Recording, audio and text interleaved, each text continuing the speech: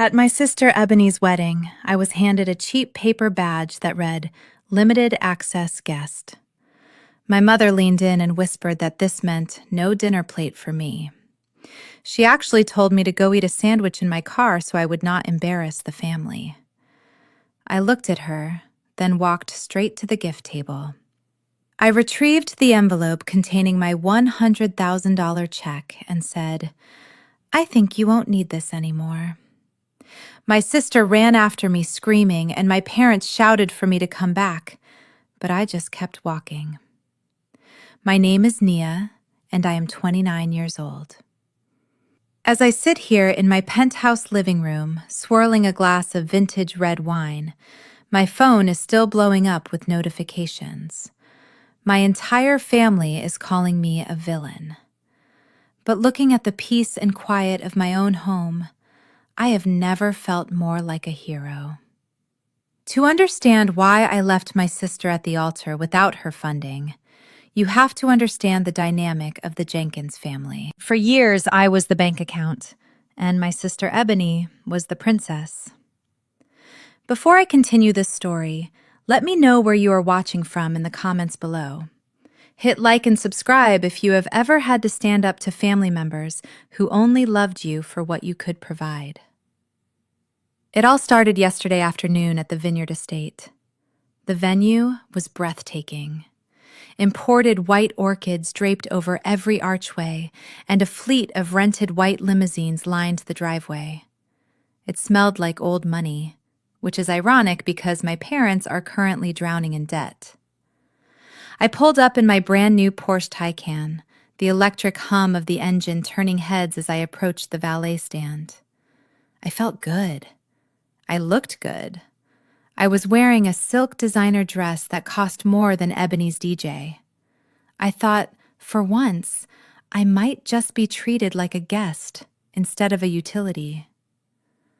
But before I could even open my door, my father, Marcus, came rushing over. He wasn't smiling. He looked stressed, sweating through his rented tuxedo. He tapped on my window aggressively. I rolled it down, expecting a hello or perhaps a compliment. Instead, he hissed at me. "Nia, you cannot park here. This lot is reserved for the groom's family and the VIP guests." I looked around the paved lot. There were empty spots everywhere.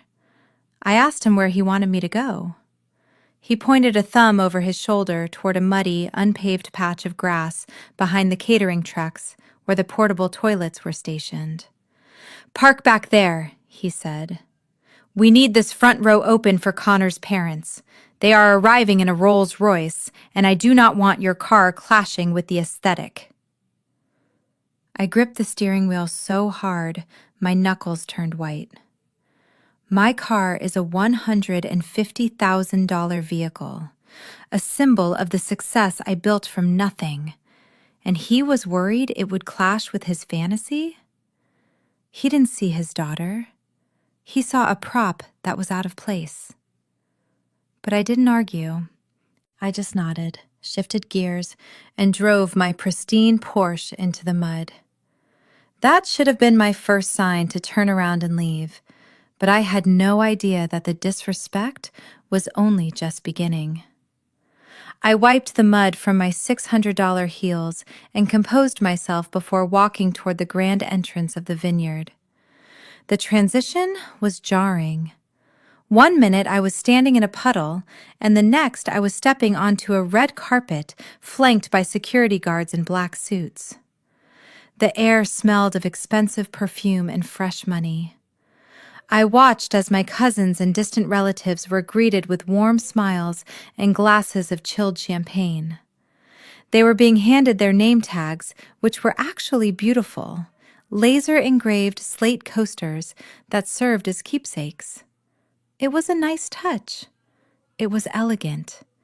It was exactly the kind of detail I would have designed, and I knew exactly whose credit score had likely been leveraged to pay for it. When I reached the front of the line, the warmth instantly evaporated. Manning the check-in table was Chloe, my sister Ebony's maid of honor and best friend since high school. Chloe has never liked me, mostly because I refused to hire her unqualified brother at my interior design firm 3 years ago. She looked up at me, her eyes scanning my silk dress with a mixture of jealousy and disdain. I smiled and gave her my name. I expected her to reach for one of the slate coasters on the table. Instead, she reached into a cardboard box hidden underneath the tablecloth. She pulled out a plastic sandwich bag and retrieved a badge that looked like it belonged to a kindergarten field trip. It was a bright, neon yellow piece of laminated paper attached to a cheap, scratchy blue nylon string. It stood out aggressively against the muted, tasteful colors of the wedding theme. She handed it to me with a smirk that told me she had been waiting for this moment all day. I took the badge and looked at the text. In bold, black, Comic Sans font, it read, "Limited Access Guest." I felt a knot form in my stomach. I asked her if this was some kind of joke. I asked where my slate coaster was. Chloe leaned forward, resting her elbows on the white tablecloth, her voice dripping with fake sweetness. She told me that there was no mistake. She said that my mother, Denise, had given strict instructions regarding the guest list tiers. She explained that the yellow badge meant I was restricted to Zone B. She told me I was not permitted inside the main ballroom or the VIP cocktail lounge, where the groom's family and the important guests were currently gathering. I looked past her shoulder at the large seating chart displayed on an easel. I scanned the names. I saw distant uncles, neighbors, and even my parents' pastor listed at tables 1 through 10 in the main hall.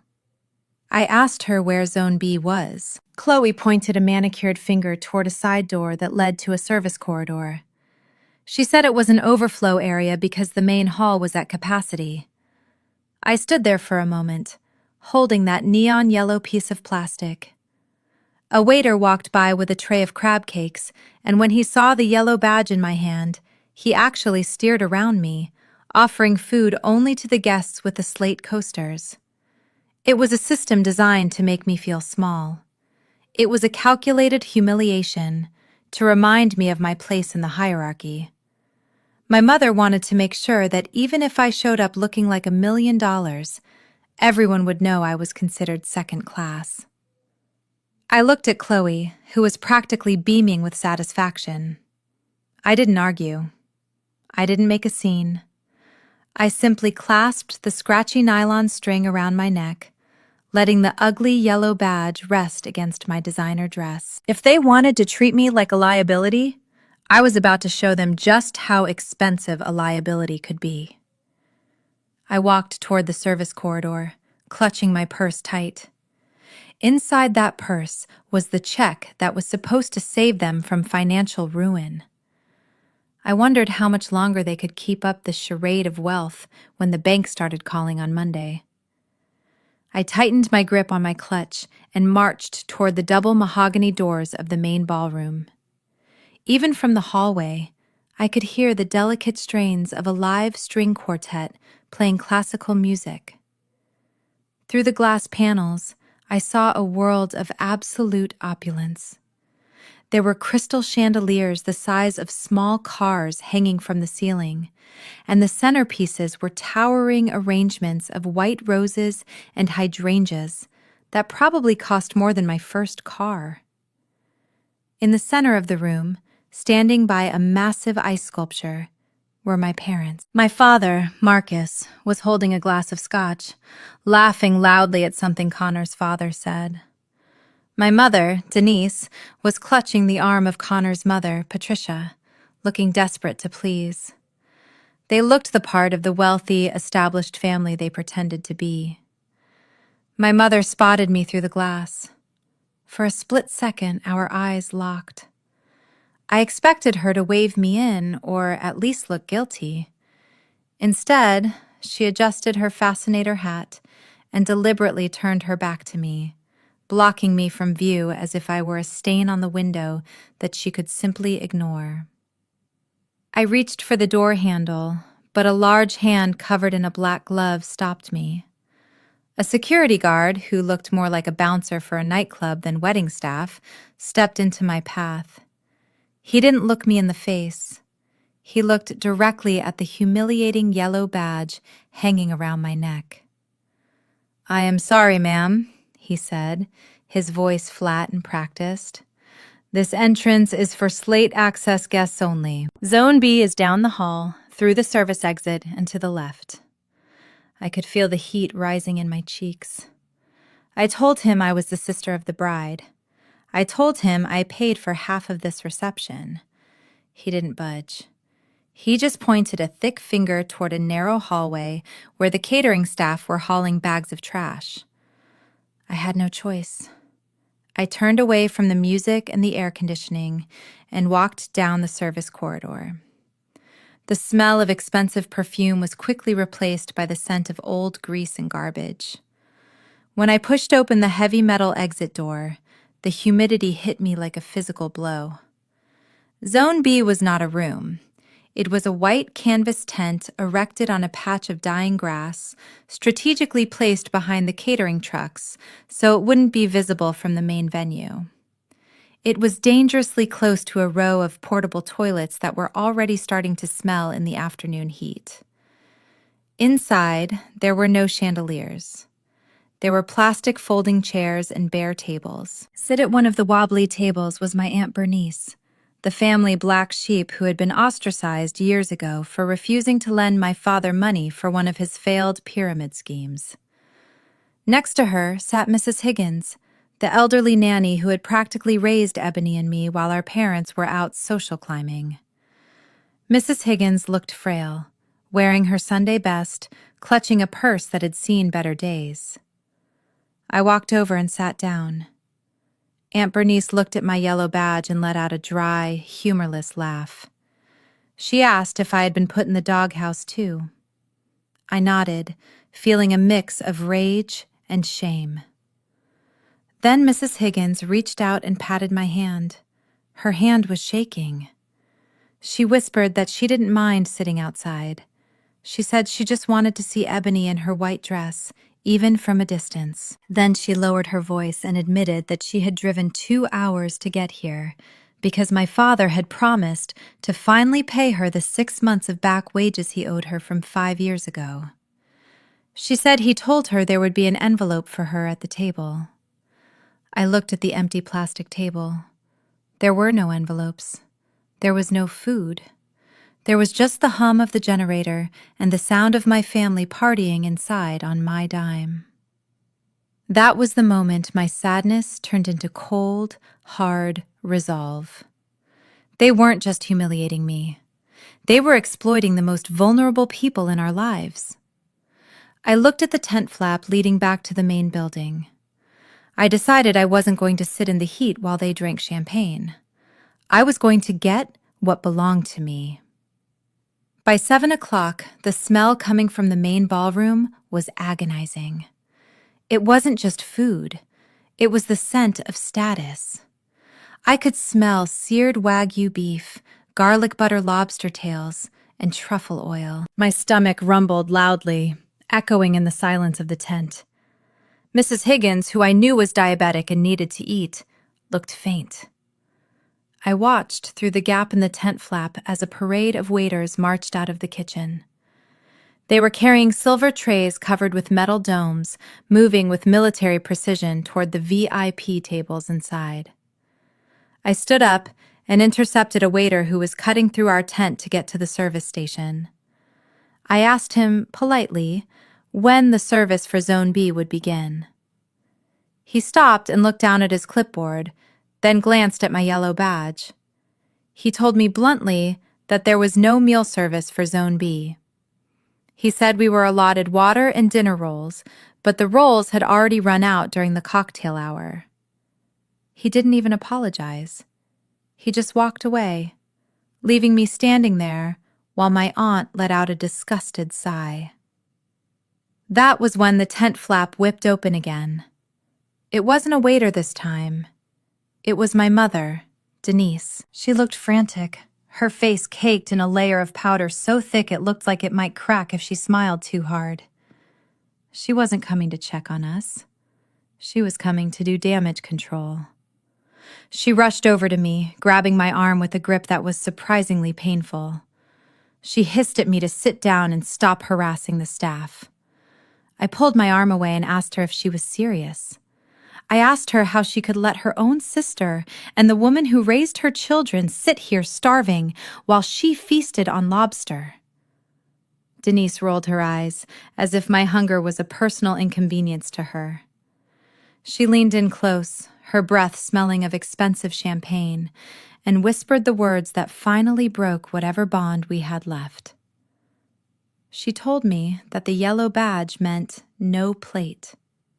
She explained that the budget had exploded because the groom's family insisted on the Wagyu upgrade, so they had to make cuts where it wouldn't be noticed. She said that since I was family, I should understand that sacrifices had to be made to impress the in-laws. Then came the final insult. She looked me up and down and told me that I could stand to skip a meal anyway. She suggested that if I was really that hungry, I should go out to my car and eat a sandwich, or drive to a fast food place down the road. Her eyes darted nervously toward the main entrance. She told me to be discreet if I left. She said she didn't want Connor's parents to see me walking out to the parking lot because it would look trashy. She actually told me to wait until the speeches started so I could slip out unseen. She patted my cheek, a gesture that felt more like a slap, and told me to be a good big sister for once and not ruin Ebony's moment with my selfishness. Then she turned on her heel and rustled back into the air-conditioned ballroom, leaving me in the heat with nothing but my rage. I looked at Mrs. Higgins, who was trembling slightly from low blood sugar. I realized then that they didn't just see me as a limited guest. They didn't see me as human. I reached for my purse. I wasn't going to the car. I was going to the gift table. I watched the tent flap swing shut behind my mother, leaving me in the stifling heat. A younger version of myself would have cried. I would have sat in that plastic chair, choked down the dry dinner roll, and driven home feeling like I was the problem. But I wasn't that little girl anymore. I was a business owner who spotted bad investments for a living, and as I sat there, the events of last Tuesday replayed in my mind with crystal clarity. I remembered sitting at my parents' kitchen table. My father, a man too proud to ever ask for directions, had his head in his hands, weeping. My mother was clutching her chest, giving the performance of a lifetime. They told me Ebony had finally changed. They said she wanted to open a sustainable fashion boutique. They said she had a business plan. They pleaded with me to provide the seed capital because the banks wouldn't touch her. They said, "Nia, please, this is her chance to be independent like you. This is her fresh start." I wrote that check for $100,000 because I wanted to believe them. I wanted to believe that my sister was finally growing up. But as I looked through the gap in the canvas tent, staring at the main ballroom, the lie unraveled before my eyes. I did the math in my head. The imported orchids, the live string quartet, the rental fee for this vineyard, the custom lighting rig. This wasn't a wedding on a budget. This was a 6-figure coronation ceremony. They hadn't used my money for a business. They had used it to fund this circus, banking on the fact that I would be too polite to ask questions. They took my hard-earned money to throw a party where I wasn't even allowed to eat. Then I saw her. Ebony was standing near the head table. She wasn't glowing with the humility of a blushing bride. She was holding a bottle of Dom Perignon, the vintage kind that costs $300 a bottle. She wasn't looking at her husband. She was looking directly at the service tent. She raised the bottle in a mock toast, pointed a manicured finger right at where I was sitting, and said something to her bridesmaids. They all threw their heads back and laughed. That was the moment the sadness evaporated. It was replaced by a cold, sharp clarity. She wasn't just ungrateful. She was laughing at the bank she had just robbed. She was toasting to my stupidity. Something inside me snapped, not with a bang, but with the quiet, terrifying click of a lock turning. I stood up. The legs of the cheap plastic chair scraped loudly against the concrete floor. Mrs. Higgins looked up at me, her eyes wide with worry. She asked if I was going to the car to get a sandwich like my mother suggested. I smoothed down the front of my silk dress and picked up my clutch. I looked at the old woman and shook my head. I told her I wasn't going to the car. I told her I was going to get a refund. I walked out of the tent, past the overflowing trash cans, and marched straight back toward the service entrance. The security guard from earlier saw me coming. He stepped forward to block my path again, opening his mouth to recite the rules about Zone B. I didn't slow down. I walked right past him with such force and authority that he actually stepped back, confused by the shift in my energy. I wasn't a limited guest anymore. I was the CEO of this entire event, and I was coming to shut it down. The double doors swung open with a heavy thud. The blast of air conditioning felt like a different world compared to the stifling heat of the tent. I stepped onto the marble floor of the main ballroom. I didn't sneak in. I walked down the center aisle with my chin held high. The chatter died down instantly. The string quartet trailed off into an awkward silence. The only sound in the cavernous room was the rhythmic clicking of my heels. Click, click, click. I saw my mother freeze mid-bite. I saw Ebony's smile vanish. They looked at me with a mixture of confusion and fear. They were waiting for me to make a scene, to scream, to cry. But I didn't even look at them. My eyes were locked on a single target: the gift table. It was set up on a raised platform next to the stage, draped in silver velvet and piled high with expensive appliances and a mountain of envelopes. I ascended the small staircase to the platform. I could feel 500 pairs of eyes burning into my back. I reached the table and began sifting through the pile. I found it immediately. It was a thick maroon envelope with my name, Nia, written in calligraphy on the front. I picked it up. My father, Marcus, stood up from the head table, his face turning a deep shade of purple. He opened his mouth to shout something, but I was faster. I didn't just pocket the envelope. I tore it open. The sound of ripping paper echoed through the silent hall. I pulled out the cashier's check. The blue security ink shimmered under the chandeliers. I held it up so the light caught the zeros. $100,000. A collective gasp rippled through the room. The guests at the front tables could clearly see the amount. Next to the gift table stood the DJ, looking terrified. I reached over and gently took the microphone from his hand. The feedback squealed for a second, making everyone wince. I looked directly at my mother, who was now clutching her pearls, her face pale beneath her makeup. My voice remained calm, steady, and terrifyingly polite. "Mom, you were absolutely right earlier," I said, my voice booming through the speakers. "You told me the family budget was extremely tight. You said sacrifices had to be made, which is why I was seated by the toilets without a meal. I completely understand." I waved the check in the air. "So, to help alleviate the financial pressure, I have decided to rescind this donation. I think you won't be needing this $100,000 sponsorship anymore." I let the words hang in the air, heavy and suffocating. I didn't wait for a response. I dropped the microphone onto the table. It landed with a loud thud that sounded like a gavel closing a court case. The moment the microphone hit the table, the room exploded into chaos. It started with a collective gasp, followed immediately by the frantic murmuring of 300 guests.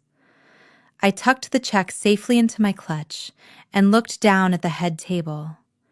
The facade of the perfect, wealthy family had shattered instantly. Connor, my new brother-in-law, looked like he had been slapped. He turned to Ebony, his face pale and confused. He asked her loudly enough for the front tables to hear, asking what money I was talking about. He said she told him the vineyard was a gift from her parents' investment dividends. Ebony didn't answer him. She didn't even look at him.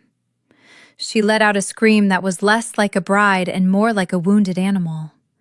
She hiked up her massive layered tulle skirt and scrambled off the dais, abandoning all grace. "Nia, you stop right there!" she shrieked, her voice cracking. "Do not walk out of here with my money!"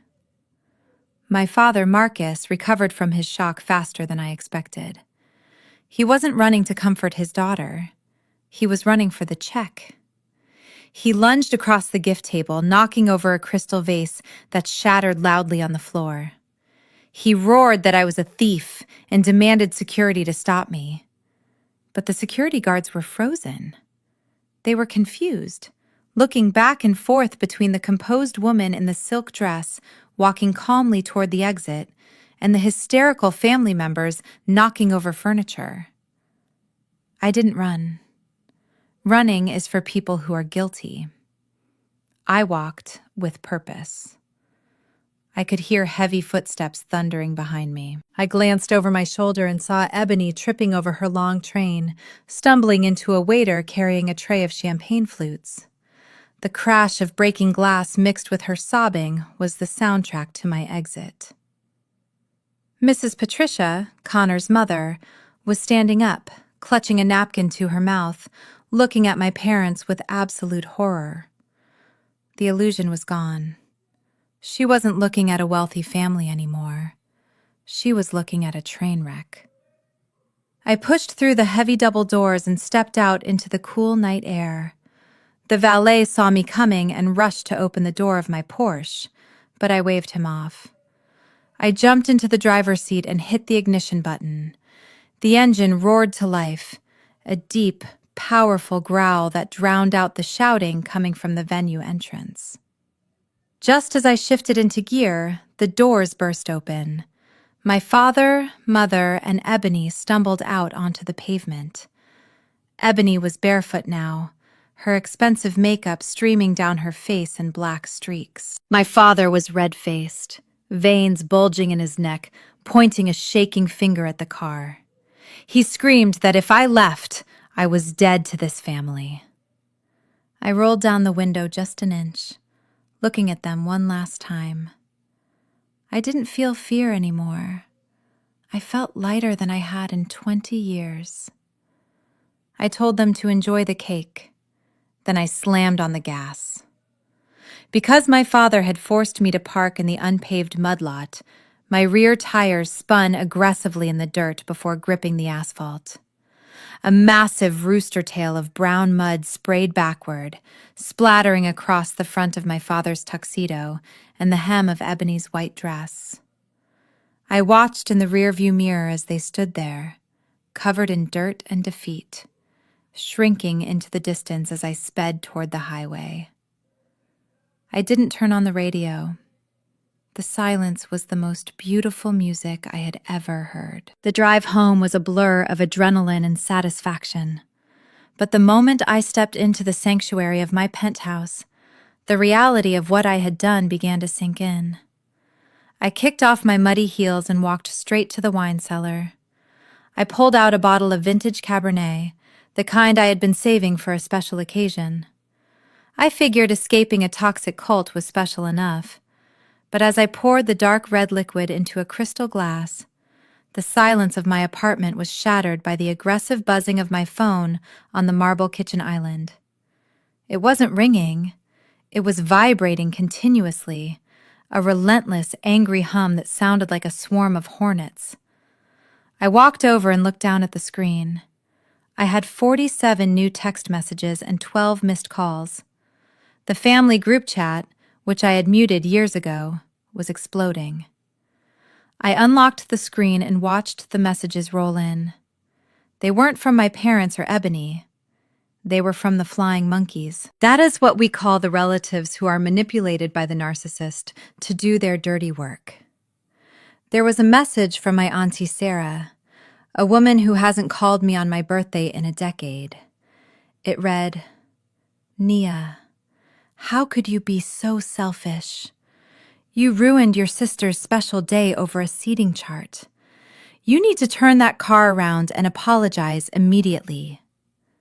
I scrolled down. There was one from my cousin Marcus Jr. It said, "You are just jealous because Ebony found a husband and you are still alone. You always have to make everything about you." I took a long sip of wine, letting the rich flavor settle my nerves. It was fascinating, really. In the 30 minutes it took me to drive home, my mother and sister had already spun a narrative. They hadn't told the family that they sat me next to the portable toilets. They hadn't told anyone that they denied me food while I footed the bill. No, the story they were selling was that I was a bitter, jealous spinster who threw a tantrum and stole the honeymoon money. I put the phone face down on the counter. I didn't block them, not yet. I wanted to keep the receipts. Because what none of these people understood was that the $100,000 wasn't a wedding gift. It was a ransom payment. It was the price I had agreed to pay to keep my sister out of prison. And by humiliating me today, they had just violated the terms of our agreement. To understand why I kept that check, you first have to understand where the money came from. I didn't inherit wealth like Connor's family, and I certainly didn't scam people like my father. I built a luxury interior design firm from the ground up. By the time I was 27, I was designing penthouses for athletes and tech CEOs. I was the one success story in the Jenkins family, the proof that we could make it out of the struggle. But success makes you a target, especially when you are surrounded by people who feel entitled to your harvest without doing any of the planting. 2 years ago, I walked into a bank in downtown Chicago feeling invincible. I had found the perfect location for my first commercial showroom, a beautiful brick loft in the West Loop. I had the business plan, the cash flow, and a 20% down payment sitting in my savings account. I sat across from the loan officer, a nice man named Mr. Henderson, ready to sign the paperwork for a commercial mortgage. I had checked my credit score 6 months prior, and it was impeccable. I expected a handshake and a congratulations. Instead, Mr. Henderson went quiet. The clicking of his keyboard stopped, and a confused frown settled between his eyebrows. He turned the monitor away from me and cleared his throat. He asked me if I was aware of the outstanding derogatory marks on my file. I laughed, thinking he was joking. I told him I had 0 debt. He didn't laugh back. He turned the screen around so I could see the credit report. My stomach dropped to the floor. The screen was a sea of red. There were 5 credit cards listed that I had never applied for. An American Express Platinum, a Chase Sapphire, 2 store cards from high-end department stores, and a Discover card. All of them were maxed out. All of them were currently in collections for non-payment. The total debt was staggering, $82,000. I felt the blood drain from my face. I told him this was impossible. I told him I was a victim of identity theft and that we needed to call the police immediately. Mr. Henderson looked at me with pity. He pointed to the bottom of the report where the billing address for all 5 cards was listed. I expected to see a random address or a P.O. box used by a professional scammer. Instead, I saw the address I knew better than my own, 42 Oak Creek Drive. my parents' house. The house where my sister Ebony still lived rent-free because she claimed she was too anxious to work a 9-to-5 job. I sat there in that leather chair, unable to breathe. It wasn't a stranger. It wasn't a hacker. It was my baby sister. While I was working 80-hour weeks to build my reputation, Ebony had stolen my Social Security number from my old bedroom drawer. She hadn't used the money for emergencies or medical bills.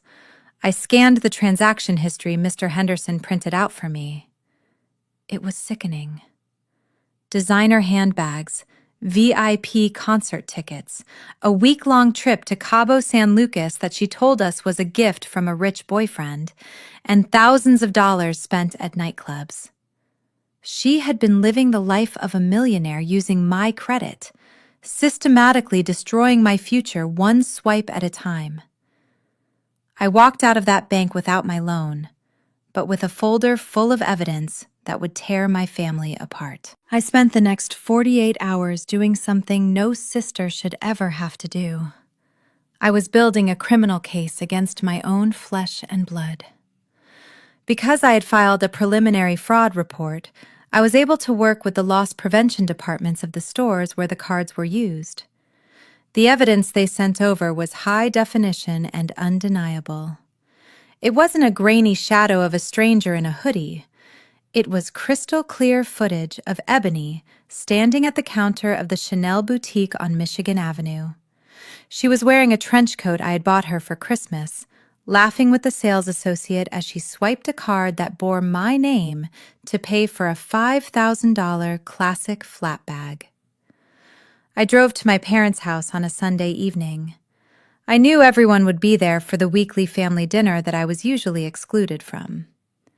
I walked into the living room without knocking. My mother, Denise, was setting the table. My father was watching football.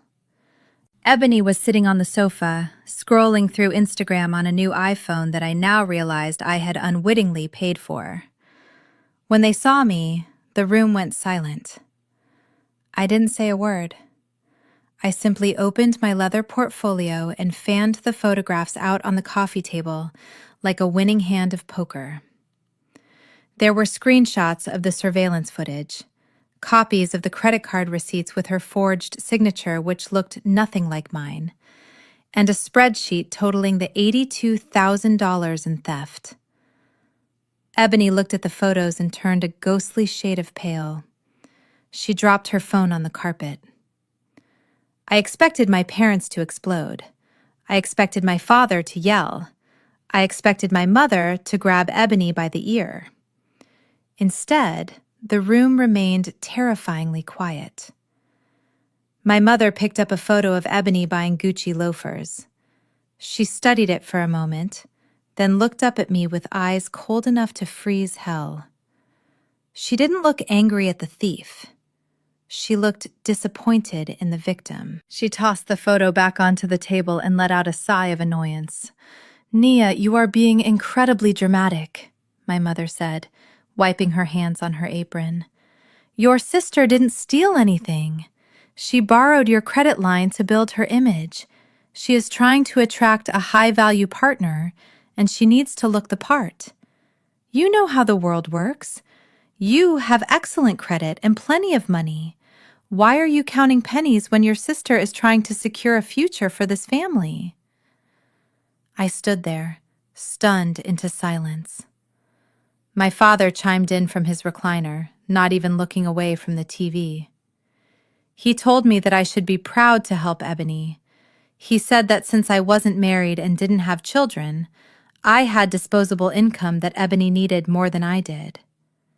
They twisted the narrative so fast it made my head spin. In their eyes, Ebony wasn't a criminal for committing identity theft and fraud. I was the villain for catching her. I was the bad guy for keeping score. That was the moment I realized that in the Jenkins household, the truth didn't matter. Only the image mattered. And I was expected to bankrupt myself to maintain it. I looked at my mother and told her that fraud was a felony, not a misunderstanding. I reached for my phone to dial the police. I told them I was not going to let my credit score be destroyed because Ebony wanted to play dress-up. That was when the emotional blackmail began. My mother didn't just cry. She fell to her knees in the middle of the living room. She grabbed my ankles, sobbing so violently her body shook. She screamed that if I sent Ebony to prison, I would be killing her. She said the shame would destroy the family name in the church and that she would take a bottle of sleeping pills before she saw her baby girl in handcuffs. My father stood over me, clutching his chest, claiming I was giving him a heart attack. He said that family protects family, no matter what. They backed me into a corner where the only way out was to sacrifice myself. I looked at their desperate faces and I broke. I relented. I made a deal with the devil. I told them I would pay off the $82,000. I would clear the debt so Ebony wouldn't have a criminal record. But there were conditions, strict ones. Ebony had to cut up the cards. She had to get a real job. She had to prove she could be a contributing member of society. For 2 years, I thought the plan was working. I paid the bills silently. I rebuilt my credit. Then came the engagement to Connor. My parents told me Ebony had changed. They said she was marrying a good man and wanted to open a sustainable fashion boutique to support her new family. They sat me down last week and begged for one final investment. They said, "Nia, if you give her the startup capital, she will never ask you for a dime again." That is what the $100,000 check was for. It was not a wedding gift. It was business capital. It was the final lifeline I extended to a sister who I thought was finally turning her life around. I gave it to them on the condition that it would be used to secure a lease for her shop. But as I sat in my car earlier today, watching them party in a venue that cost exactly $100,000, I realized the truth. There was no shop. There was no business plan. They had taken my lifeline and used it to throw a party where they could pretend to be rich while treating the investor like the help. They didn't just steal my money this time. They stole my hope. The digital clock on my nightstand read 1:17 in the morning when the pounding started. It was not a polite knock. It was a rhythmic, aggressive thumping against my heavy oak front door that shook the walls of my foyer. I wrapped my silk robe tighter around myself and grabbed my phone to check the security feed. Standing in my hallway, bathed in the grainy black and white light of the camera, was my father, Marcus. He was still wearing his tuxedo from the wedding, but the bow tie was undone, hanging around his neck like a noose, and his white shirt was stained with the brown mud I had sprayed on him hours earlier. He looked disheveled, frantic, and dangerous. I walked to the door and unlocked the deadbolt. I did not put on the chain. I wanted him to see me standing in my own home in the luxury I paid for, unafraid of him. I swung the door open. The smell of cheap scotch and stale desperation hit me instantly. My father swayed slightly, grabbing the doorframe to steady himself. His eyes were bloodshot, rimmed with red, and filled with a mixture of rage and panic. He did not say hello. He did not ask if I was okay after driving off. He simply lunged forward, invading my personal space. "You give me that check right now, Nia," he slurred, his voice echoing in the quiet hallway. "You have absolutely no idea what you have done. You have started a fire that I cannot put out. Connor's parents are asking questions. They are asking why the big donation was pulled. They are starting to sniff around the finances." I stood my ground, crossing my arms over my chest. I asked him why that mattered, if everything was as legitimate as they claimed. My father slammed his hand against the wall. "Do not play games with me," he shouted. "You know exactly what is at stake. The Oldfields are old money. They are suspicious people. Mrs. Patricia was asking about the trust fund all night. If you do not give me that money back so I can deposit it and show them proof of assets, this whole thing falls apart. Do you want your sister to be humiliated? Do you want Connor to annul this marriage before the honeymoon even starts?" He was sweating profusely, the perspiration dripping down his forehead. He looked less like a patriarch and more like a cornered animal. He pointed a shaking finger in my face.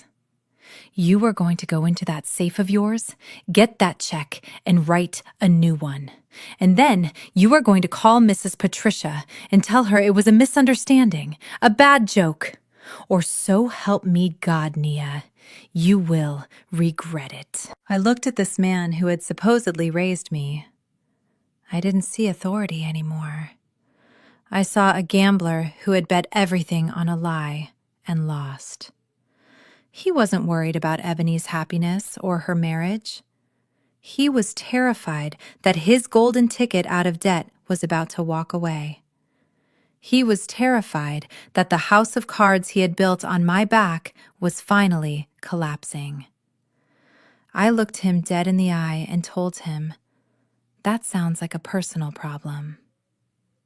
When I said those words, something in my father broke. He didn't just get angry, he shattered.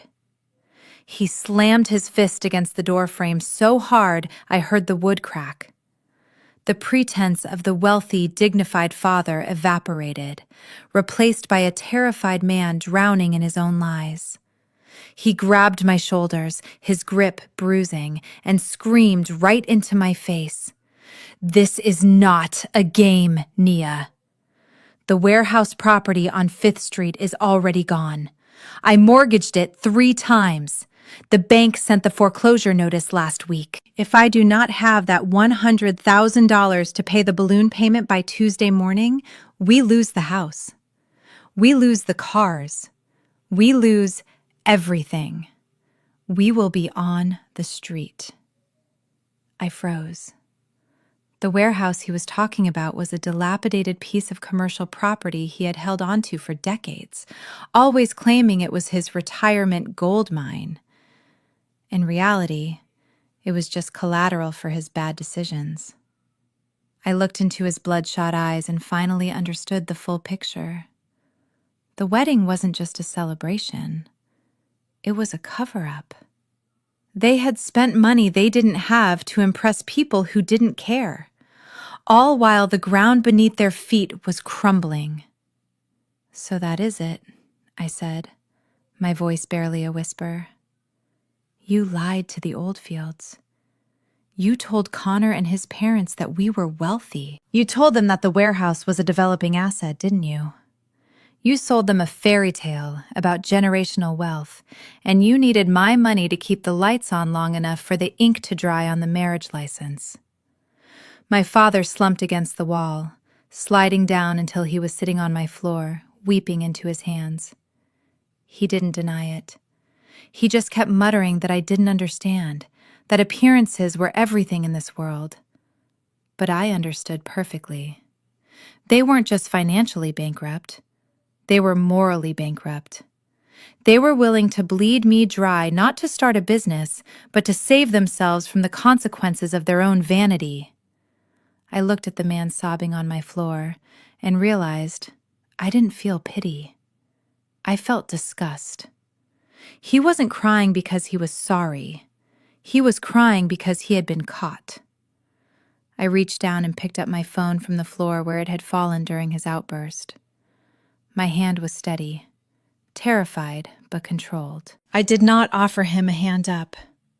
I did not offer him a glass of water. Instead, I tapped the screen and opened the voice recorder app. I pressed the red button and held the device between us like a shield. I asked him to repeat what he had just said. I told him to say it clearly for the record, so that when the bank comes looking for assets, I have proof that I was not involved in his fraud. My father looked at the phone, and the pathetic, weeping facade instantly vanished. He scrambled to his feet, wiping the tears from his face with the back of his muddy hand. His eyes narrowed into slits of pure venom. He asked me if I was really going to record my own father. He asked if I had no shame. I looked him dead in the eye and told him that shame was a luxury we could no longer afford. I told him that I had spent my entire adult life trying to buy his approval. But I finally realized that his love was just a subscription service that I was tired of renewing. I took a step back, creating distance between us. I told him that the foreclosure of his house was not my emergency. I told him that his lies to the Oldfield family were not my burden to carry. "That is the price of vanity, Marcus," I said, using his first name for the first time in my life. "You spent 30 years trying to look rich instead of actually building wealth, and now the bill has come due. I am not going to pay it." He stepped forward, his fists clenched, looking like he might strike me. I didn't flinch. I held the phone higher and spoke with a voice that was cold as ice. I told him he had exactly 10 seconds to get off my property.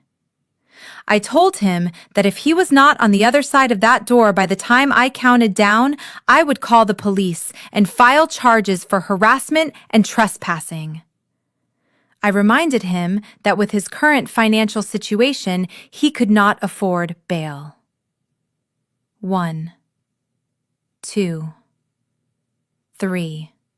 My father stared at me, searching for a trace of the obedient daughter he used to manipulate. He found nothing but a stranger. He let out a string of curses that would make a sailor blush. He called me a bitter, lonely woman who would die alone with her money. He spat on my marble floor, right at my feet. Then he turned around and stumbled out into the hallway, slamming the heavy oak door behind him so hard that the frame rattled. I didn't move until I heard the elevator chime ding, signaling he was gone. Then I walked over to the door. I threw the deadbolt. I engaged the chain. I turned the security alarm on. For the first time in 29 years, I wasn't just locking my door to keep strangers out. I was locking it to keep my family out. I slid down against the wood of the door, sitting on the cold floor of my foyer. I didn't cry. I just listened to the silence. It was the first time in my life I truly understood that peace is expensive, but it is worth every single penny. I looked at the recording on my phone. I had the evidence. The war had officially begun.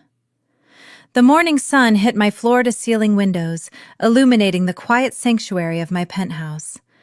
I had slept surprisingly well for a woman who had just declared war on her entire lineage.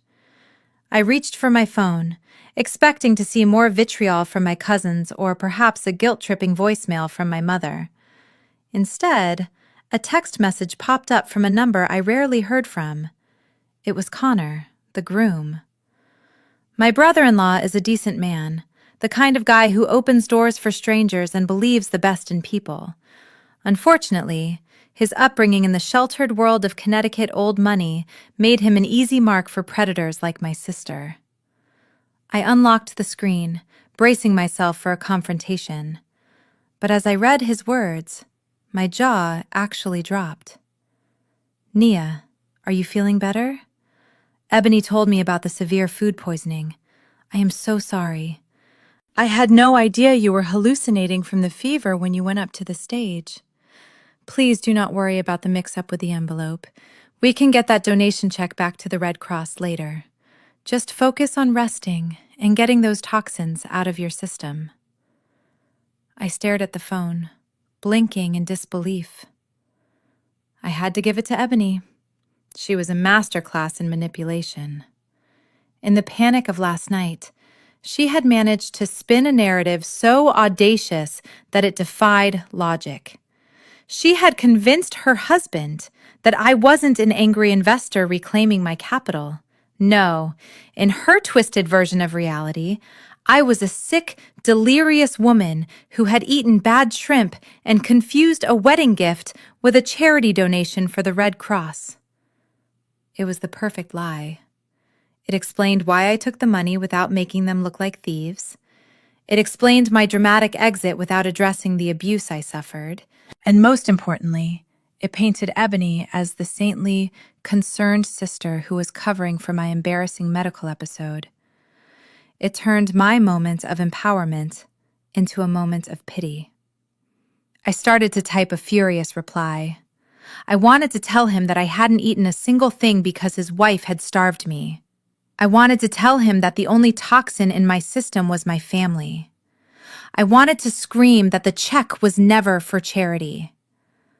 But my thumb hovered over the send button. If I texted him the truth now, Ebony would just intercept it. She would tell him I was still delirious. She would gaslight him until he believed her over me. I realized then that a text message wasn't going to cut it. This lie was too big, too entrenched. To destroy a fabrication this elaborate, I couldn't just tell him the truth. I had to show him. I deleted the draft. I needed to get back into the lion's den. I needed a venue where Ebony couldn't hide, where her lies would crumble under the weight of hard evidence. I put the phone down and waited. I knew the invitation was coming. They needed that check back, and they would play nice to get it. Sure enough, 10 minutes later, my phone rang. It wasn't Connor. It was the matriarch herself, Mrs. Patricia. The trap was set. I watched the phone ring on the marble countertop. The caller ID displayed the name Patricia Oldfield. This was it. The heavy artillery. My mother and sister were sloppy with their manipulation, using guilt and tantrums. But Patricia was different. She was a woman who wielded politeness like a loaded weapon. She didn't scream. She whispered. And her whispers could destroy reputations. I took a deep breath, swiped accept, and put the phone to my ear. "Hello, Mrs. Oldfield," I said, keeping my voice steady and professional. "Nia, darling, please, call me Patricia," she purred. Her voice was smooth, cultured, and dripping with fake concern. It sounded like old money and judgment. "We were just so devastated to hear about your sudden medical episode at the reception last night. Ebony tells us you were quite delirious. It must have been terrible to be so confused that you took back a gift meant for charity." I almost laughed out loud. She was smooth. In 3 sentences, she had reinforced the lie, labeled me as mentally unstable, and subtly demanded the money back without ever raising her voice. She was giving me an out. She was offering me a chance to play along with the sick girl narrative so that everyone could save face. All I had to do was agree, show up, and write a new check. "I am feeling much better now, thank you," I replied, playing the game. "I am so relieved to hear that," she continued. "Listen, dear, we are hosting a very private, intimate brunch at the estate this afternoon. Just the immediate family. Connor, Ebony, your parents, and us. We simply cannot have you sitting alone in that apartment after such a trauma. And, of course, we need to sort out the logistics of the wedding financials before the children leave for the Maldives tomorrow. I insist you come. We can put this whole ugly misunderstanding behind us." It wasn't an invitation. It was a summons. She was calling me into the principal's office. She wanted to get me onto her territory, surrounded by my enemies, where she believed the pressure of her opulent lifestyle and her stern glare would force me to submit. She thought I was the same desperate people pleaser my parents were. She thought I would be intimidated by her gate code and her butlers. "I would love to come, Patricia," I said. "I think a family meeting is exactly what we need right now." "Wonderful," she said, the steel returning to her voice. "We will see you at noon. Do not be late. The gate will be open for you." I hung up the phone and walked to my closet. I knew exactly what this was. It was an ambush. They expected me to walk in there with my tail between my legs, apologize for my delirium, and hand over the money to keep the peace. They expected the scapegoat to return to the herd. I pulled out a tailored white power suit. It was sharp, architectural, and completely business. I wasn't going to a brunch to eat quiche and sip mimosas. I was going to a deposition.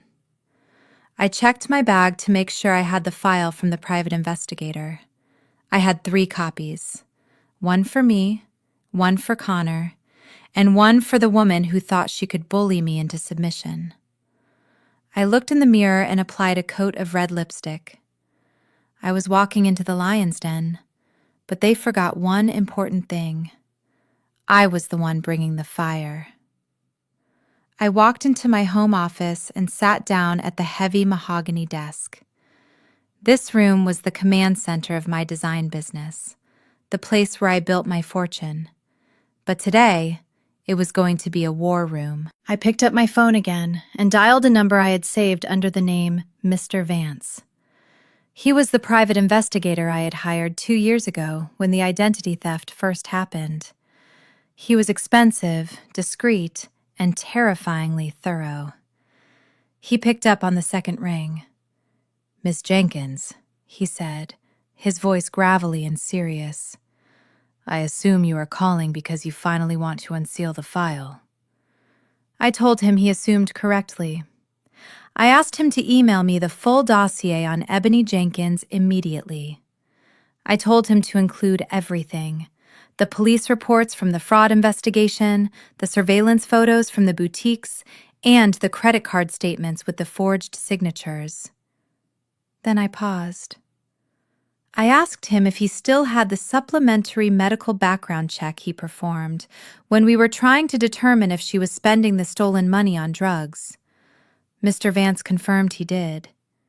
He asked if I wanted the records from the clinic in Mexico included in the PDF. I told him yes. I told him especially that document. That single piece of paper was the nuclear option.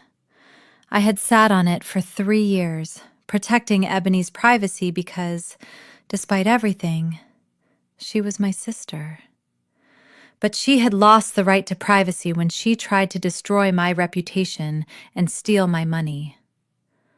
A moment later, my inbox pinged. I opened the file. It was over 50 pages of cold, hard evidence. I hit the print button.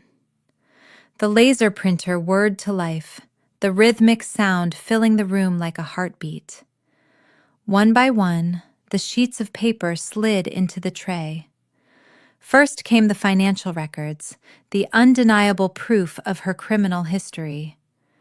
Then came the emails between my parents and the bank, acknowledging the fraud, but begging for leniency. And finally, the medical records. I organized the documents into 3 neat stacks. I placed each stack into a plain black presentation folder. I labeled them in my mind. One for Patricia Oldfield, the woman who valued pedigree above all else. One for Connor, the husband who was sleeping next to a stranger. And one for my parents, a reminder of the monster they had created and protected. I ran my hand over the cover of the top folder. It felt heavy. I knew that once I handed these out, there was no going back. I wasn't just exposing a lie. I was likely ending a marriage and severing ties with my family forever. A small part of me, the part that still remembered playing dolls with Ebony when we were 5, felt a pang of guilt. But then I remembered the yellow badge. I remembered the hunger pangs in the tent. I remembered my father spitting on my floor.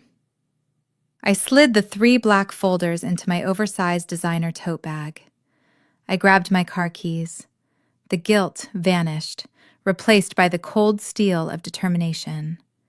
I wasn't starting a fight. I was finishing one.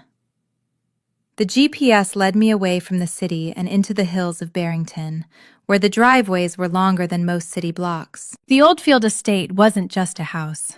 It was a fortress of generational wealth built from limestone and intimidation. As I pulled my Porsche up the winding gravel driveway, lined with manicured boxwood hedges that looked like they were trimmed with nail scissors, I understood why my parents were so desperate.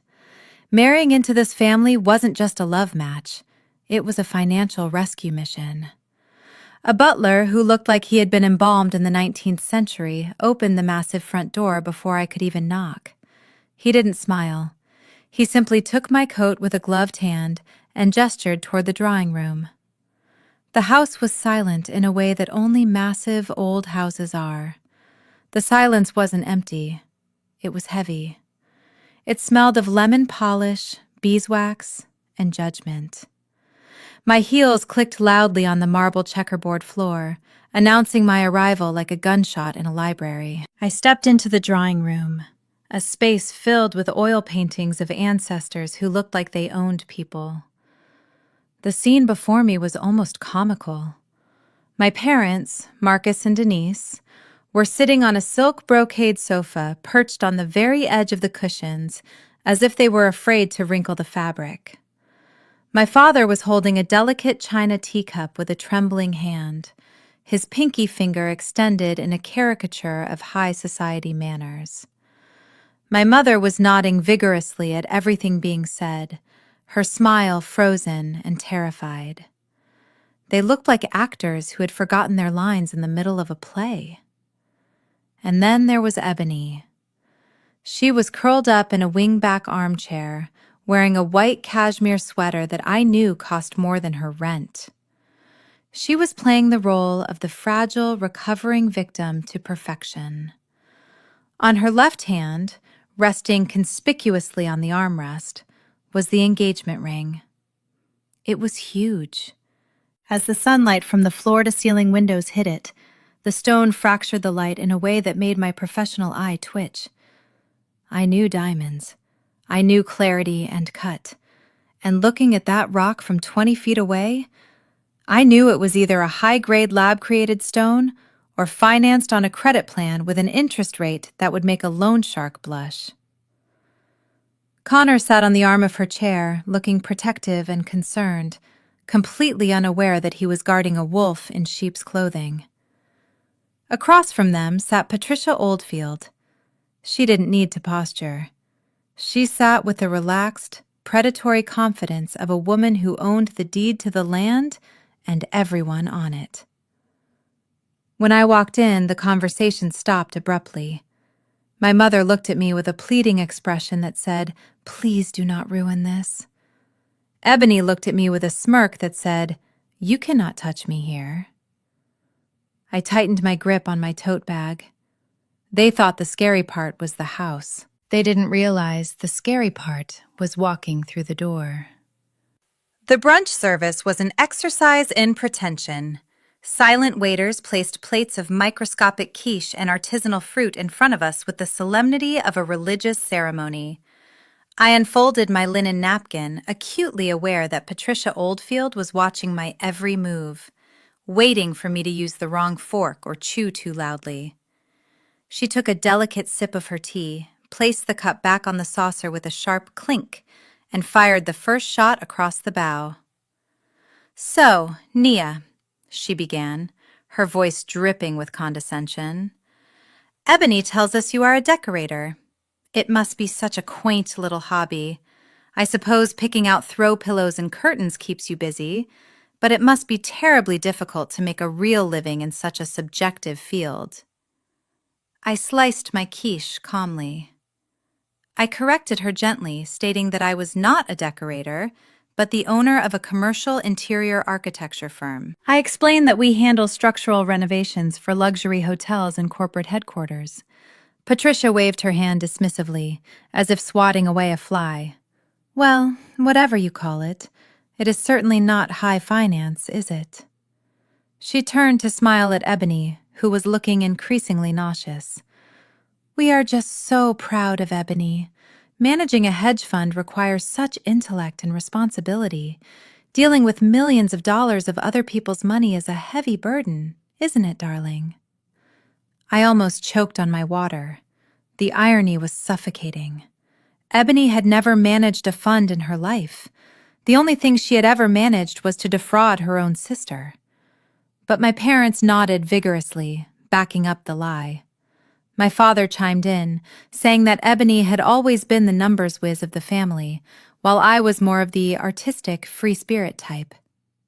Patricia turned her gaze back to me, her eyes narrowing. It is good that you have a wealthy sister, then. I imagine you must struggle to scrape together enough pennies to pay rent in the city. It must be humbling to be the poor relation. The table went silent. This was it. She was trying to shame me into submission, trying to remind me of my place. I wiped my mouth with the napkin and looked Patricia dead in the eye. I smiled, a slow, dangerous smile that made my mother gasp. Actually, Patricia, I do quite well, I said, my voice steady and clear. My business is very profitable. In fact, I make enough money to clean up surprisingly large messes. I have spent the last few years paying off significant debts for petty thieves who stole my identity. You would be amazed at how expensive it is to keep people out of prison. The effect was instantaneous. Ebony dropped her silver fork onto her china plate with a loud crash that echoed through the dining room. She went pale, her eyes darting frantically between me and Connor. My father started coughing violently, choking on his tea. My mother looked like she was about to faint. Patricia looked confused by the sudden tension. Thieves? She asked, raising an eyebrow. How dreadful! I hope the police caught the criminals. I took a sip of my water, locking eyes with Ebony. Oh, I caught them, I said. I decided to handle it privately. But lately, I am thinking that was a mistake. Some criminals do not learn their lesson until they are exposed. Connor placed his hand over Ebony's, looking at my father with the earnest, trusting expression of a golden retriever. He smiled and said, Mr. Jenkins, actually, since we are all here discussing finances, I wanted to confirm the details for next week. My financial advisor was asking about the maturation date of the family trust. You mentioned that the $2 million portfolio matures on Tuesday and that the transfer for our house down payment would be initiated then. The water I was sipping went down the wrong pipe. I had to physically cover my mouth with the linen napkin to keep from sputtering. $2 million. My parents, who were currently dodging calls from collection agencies and facing foreclosure on a warehouse worth $0, had not just promised a gift. They had invented an entire multi-million-dollar trust fund. It was a lie so massive, so easily disprovable, that it bordered on psychosis. I looked at Marcus. He had stopped breathing. His face had drained of all color, leaving him looking gray and sickly against the dark wood of the dining chairs. A bead of sweat rolled down his temple and dripped onto his stiff collar. My mother, Denise, had abandoned her smile entirely. She was staring at her plate, gripping her silverware so hard her knuckles were white. They were terrified. They had promised a fortune they did not have, likely banking on the hope that I would bail them out again, or that they could stall Connor with excuses once the wedding was legally binding. Patricia didn't notice their panic, or perhaps she did and enjoyed it. She leaned forward, her eyes gleaming with greed. Yes, Marcus, she said. "The liquidity event. We are all so looking forward to seeing the young couple settled in their new estate. It is so rare to find a family that values generational wealth as much as we do." It was insane. It was delusional. They had dug a hole so deep they could see the center of the earth, and they were still digging. They were hoping, praying that I would write another check or that a miracle would happen before Tuesday. But there are no miracles for liars. I set my glass down on the table with a deliberate, audible click. I looked at my father, whose eyes were pleading with me to stay silent, to play along with this insanity one last time. But I was done playing. I wasn't going to let them commit grand larceny by deception. I cleared my throat, ready to speak, but Ebony, sensing the walls closing in, decided to play her final, desperate card. Ebony saw the skepticism in Patricia's eyes regarding the money, and she did what she always does when cornered. She improvised. She let out a soft, shaky sigh and placed her left hand, the one weighed down by the questionable diamond, protectively over her flat stomach. She looked up at Connor with wide, glistening eyes and lowered her voice to a whisper that was perfectly pitched to be heard by everyone at the table. She said, "Connor, baby, please stop interrogating Daddy about the trust fund. It does not matter. The only thing that matters right now is that I stay calm for the sake of baby Jenkins Smith. The doctor said stress is terrible for the first trimester." The effect was instantaneous and nauseating. Connor's face transformed from confusion to pure, unadulterated adoration. He looked at her as if she were the Virgin Mary herself. He dropped his fork and wrapped his arm around her shoulders, apologizing profusely. Even Patricia, the woman made of ice and judgment, softened.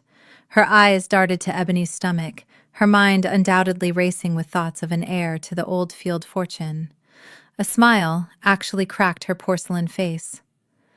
My parents, Marcus and Denise, slumped back in their chairs, visibly exhaling. They looked like they had just dodged a bullet. They knew there was no trust fund, but they figured this lie bought them at least 9 months of safety. I sat there, frozen, my hand gripping the stem of my water glass so hard I thought it might shatter. This was a new low. Financial fraud was one thing. Lying about a human life to trap a man into a marriage was entirely different. It was predatory. It was evil. And most importantly, I knew for a fact it was physically impossible. My mind flashed back to 3 years ago. I remembered the clinic in Tijuana. I remembered holding Ebony's hand while she cried, not because she wanted children, but because she wanted to ensure she never ruined her figure with a pregnancy. I remembered paying the $5,000 bill for the tubal ligation because she didn't want it on our parents' insurance. I looked at Connor, a good man who was about to build a life on a foundation of sand. He was rubbing her back, whispering promises to protect her and their unborn child. He had no idea he was comforting a woman who had voluntarily sterilized herself before she was 25. The rage inside me didn't feel hot anymore. It felt cold. It felt clinical. I realized that if I stayed silent now, I wasn't just a bystander. I was an accomplice to entrapment. I looked at my mother, who avoided my gaze. She knew too. She knew everything. And she was letting this happen to secure a connection to the Oldfield money. I reached down to the floor and picked up my heavy tote bag. I felt the sharp corners of the black presentation folders inside. They were heavy with the truth. I placed the bag on my lap. I didn't wait for the happy reactions over the fake baby to die down. I leaned forward, my voice cutting through the sentimental atmosphere like a scalpel. I said, "That is wonderful news, Ebony. Truly. But before we start planning the baby shower, I think there are a few documents Connor needs to see. Because in my experience, the only thing that grows in the dark is mold, not miracles. I stood up from the table, my movements deliberate and slow. The joy in the room regarding the imaginary baby was suffocating, a thick fog of delusion that I was about to clear with a hurricane. I walked over to the massive mahogany sideboard where the remote control for the 85-inch television lay.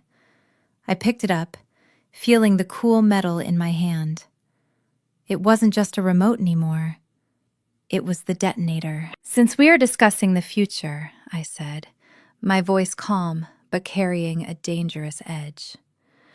"And since we are celebrating the arrival of the Jenkins Smith heir and the maturation of the family trust, I realized I have a wedding gift that I forgot to give you yesterday. It is a digital presentation. I think it will clarify everything regarding our family's assets and history." Ebony stopped fake rubbing her stomach. Her eyes widened, realizing exactly what kind of history I had on my phone. My father half rose from his chair, his napkin falling to the floor. "Nia, sit down," he barked, his voice cracking with panic. "We are eating. This is not the time for your little slideshows." "Oh, I think it is the perfect time," I countered. I tapped the screen mirroring icon on my phone. The massive screen on the wall flickered to life, displaying the spinning wheel of the AirPlay connection. "Patricia, you wanted to know about the Jenkins legacy, didn't you? You wanted to know where Ebony gets her financial acumen?" Patricia, driven by her insatiable need to inspect the goods she was buying, waved her hand at my father. "Sit down, Marcus," she commanded. "Let the girl show us. I enjoy a good family retrospective. It might show us if the baby will have your nose." The irony was delicious. She was inviting the executioner in. My phone vibrated as it synced with the Wi-Fi. The room went silent, the kind of silence that happens right before a car crash. I looked at Ebony one last time. I gave her a chance to confess, a split second to stop this by telling the truth herself. But she just stared at me with hatred, convinced I wouldn't dare. She was wrong. The screen blinked, the spinning wheel stopped, and the pixels rearranged themselves to reveal the first image. It wasn't a baby photo. It wasn't a wedding memory. It was a high-resolution scan of a document that had been stamped in red ink. I stepped back, allowing the glow of the television to illuminate the terrified faces of my family. The show had officially begun. The 85-inch screen illuminated the dining room with a harsh, unforgiving white light. It displayed a PDF document that was painfully familiar to anyone who has ever hit rock bottom, but completely foreign to people like the Oldfields. At the top, in bold, terrifying red letters, was the logo of the National Bank, followed by the words, "Notice of Default and Foreclosure Proceedings." Below that, in clear black type, was the address of the house my parents were currently sitting in. I walked toward the screen, acting like a weatherman predicting a hurricane. I pointed to the date stamped in the corner. "As you can see, this notice was served 3 months ago." I turned to look at Patricia, whose mouth was slightly agape. "You asked about the liquidity event scheduled for next Tuesday. You were absolutely right to be curious. There is indeed a major financial event happening on Tuesday. It is the day the bank officially auctions off this property to the highest bidder because the mortgage has not been paid in 6 months." The silence in the room was deafening. It was broken only by the sound of my mother's teacup rattling against its saucer as her hands shook uncontrollably. Connor squinted at the screen, reading the numbers. He looked like a child trying to solve a complex math problem. "But," he stammered, his voice weak, "but Mr. Jenkins said there was a trust fund. He said there was $2 million maturing." I swiped the screen on my phone, and the image on the TV changed. This time, it was a credit report. The score was highlighted in yellow, 420. It listed judgments, liens, and a mountain of credit card debt. "There is no trust fund, Connor," I said, my voice devoid of any sympathy. "There is no portfolio. There is no inheritance. The only thing maturing next Tuesday is a $500,000 debt that my father was hoping my $100,000 check would delay for another month. The wealth you think you are marrying into is a mirage. They are not just broke. They are insolvent." My father slammed his hand on the table, knocking over the creamer. "That is private information," he roared, trying to stand up, but his legs seemed to fail him. He looked small. The bravado he had worn like a suit of armor was gone, leaving behind a desperate, aging con man. Patricia turned her head slowly to look at my parents. The warmth was gone from her eyes, replaced by the cold, calculating look of a woman who realizes she has been sold a counterfeit purse. "So," she whispered, her voice like cracking ice. "The vineyard wedding, the designer dresses. It was all..." "What? A performance?" "It was a bait and switch, Patricia," I answered for them, "and unfortunately, you and Connor were the marks. But financial ruin is just the tip of the iceberg. If you think being broke is bad, wait until you see where the money actually went." I swiped the screen again. The silence in the dining room was shattered by the sound of Patricia's chair scraping violently against the hardwood floor. It sounded like a bone snapping. The matriarch of the Oldfield family didn't just stand up. She rose like a tidal wave preparing to crash down on a small, unsuspecting village. Her face, usually a mask of pale, aristocratic boredom, was now flushed a deep, alarming shade of crimson. She gripped the edge of the table with hands that were adorned with real diamonds, her knuckles white with rage. She didn't look at me. She looked directly at my parents, her eyes drilling holes into their frantic, sweating faces. "Mr. and Mrs. Jenkins?" Patricia said, her voice trembling not with fear, but with the fury of a woman who realizes she has been played. "What is the meaning of this?" She pointed a shaking finger at the 85-inch screen where the foreclosure notice was still glowing like a neon sign of shame. "You sat in my home, you drank my wine, and you looked me in the eye and spoke of trust funds and portfolios. Are you telling me that you are not just liquidating an asset, but that you are destitute?" My father, Marcus, looked like he was having a stroke. He loosened his bow tie, gasping for air. He tried to laugh, but it came out as a wet, pathetic wheeze. "Now, Patricia, please," he stammered, wiping sweat from his upper lip with a linen napkin that was now stained with his desperation. "You have to understand. Nia she is very good with computers. She has always been jealous of Ebony." "This is obviously a fabrication. It is a Photoshop job, a prank. She is trying to sabotage the union because she is bitter about being single." My mother, Denise, latched onto this lie like a drowning woman grabbing a piece of driftwood. Yes, exactly!" she cried out, her voice shrill and piercing. "Oh, Patricia, you know how sibling rivalry can be. Nia has always been the black sheep.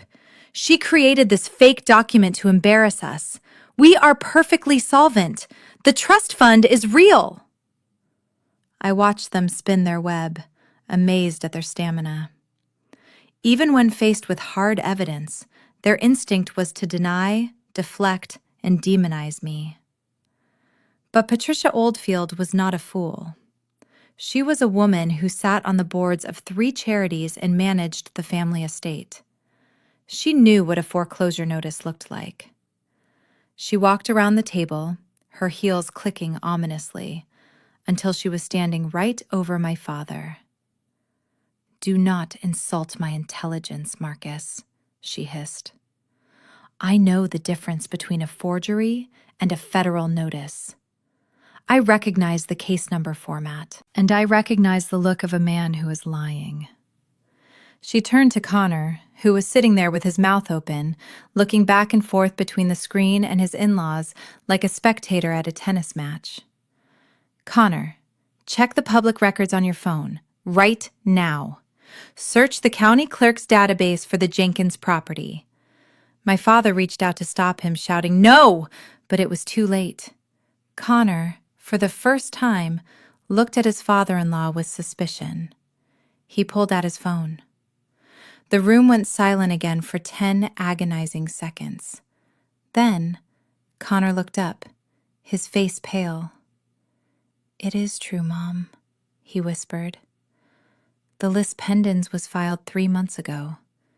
The auction is set for Tuesday at 9 a.m. Patricia let out a short, sharp laugh that had no humor in it. She looked at my parents with pure disgust. "You didn't want a marriage," she said. "You wanted a bailout. You have been parading around like royalty when you are nothing but beggars in rented tuxedos." My parents shrank into their chairs. The game was up. The financial lie was dead. But I wasn't done. I looked at the remote in my hand. I knew that losing the money was embarrassing, but what I was about to show next would turn that embarrassment into a criminal investigation. I looked at Ebony, who was trembling. I swiped the screen. The image of the foreclosure notice dissolved, fading into the next slide with a smooth, digital transition that felt violently out of place in the tense room. The new image was grainy, black and white, and undeniable. It was a scanned copy of a police incident report filed 2 years ago in Chicago. Beside it, I had enlarged the list of charges: identity theft, credit card fraud, and forgery. I walked closer to the television, my shadow casting a long silhouette over the table. "Patricia, you mentioned earlier how proud you were of Ebony's career in high finance. You said she had a knack for managing other people's money." I paused, letting the words hang in the air like smoke. "You were partially right. She is excellent at spending other people's money. She just usually forgets to ask for permission first." Ebony let out a strangled noise, half gasp, half sob. She tried to lunge for the remote on the sideboard, but I was faster. I stepped between her and the device, my body blocking her path. I pointed to the screen. "That is not a resume, Ebony. That is a rap sheet." I turned back to the Oldfields. "The police report you are looking at details a series of felonies committed against me. 2 years ago, my loving sister stole my Social Security number and opened 5 credit cards in my name. She racked up $82,000 in debt, buying designer handbags and vacations, ruining my credit score in the process. I didn't press charges because my parents begged me not to. They said it would ruin her future. So, I paid every cent of it to keep her out of jail." Patricia looked at the screen, reading the details. Her face was no longer red. It was a ghost white. She looked at Ebony with a mixture of horror and realization. The pieces were falling into place. The vague job description, the lack of verifiable work history, the constant need for loans. "But she told us she worked for a boutique firm in the city," Connor whispered, his voice trembling. "She said she managed a private equity portfolio." I looked at my brother-in-law with genuine pity. "Connor, the only thing Ebony manages is a scheme. She doesn't have a job. She hasn't had a job in 4 years. The office she goes to? It is a coffee shop where she scrolls through Instagram and looks for new ways to spend money she doesn't have. She isn't a financial expert. She is a professional liability. I took a step toward him. He looked like a man waking up from a long, beautiful dream into a nightmare. I lowered my voice, making it personal.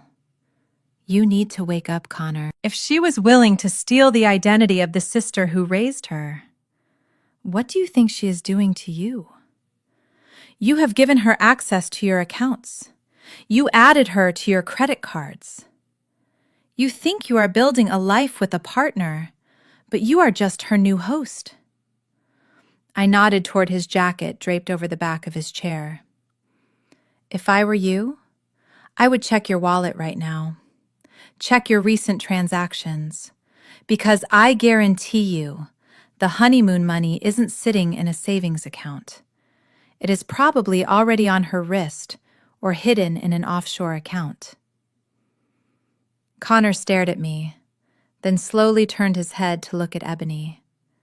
She was weeping now, mascara running down her face, mumbling that I was a liar, that I was jealous. But she didn't deny the police report. She couldn't. The case number was right there in black and white. Connor reached for his jacket. His hand was shaking as he pulled out his phone to check his banking app. The room held its breath. I watched Ebony's face crumble. She knew what he was going to find. But I wasn't finished. I had one more slide. The slide that would burn the bridge permanently.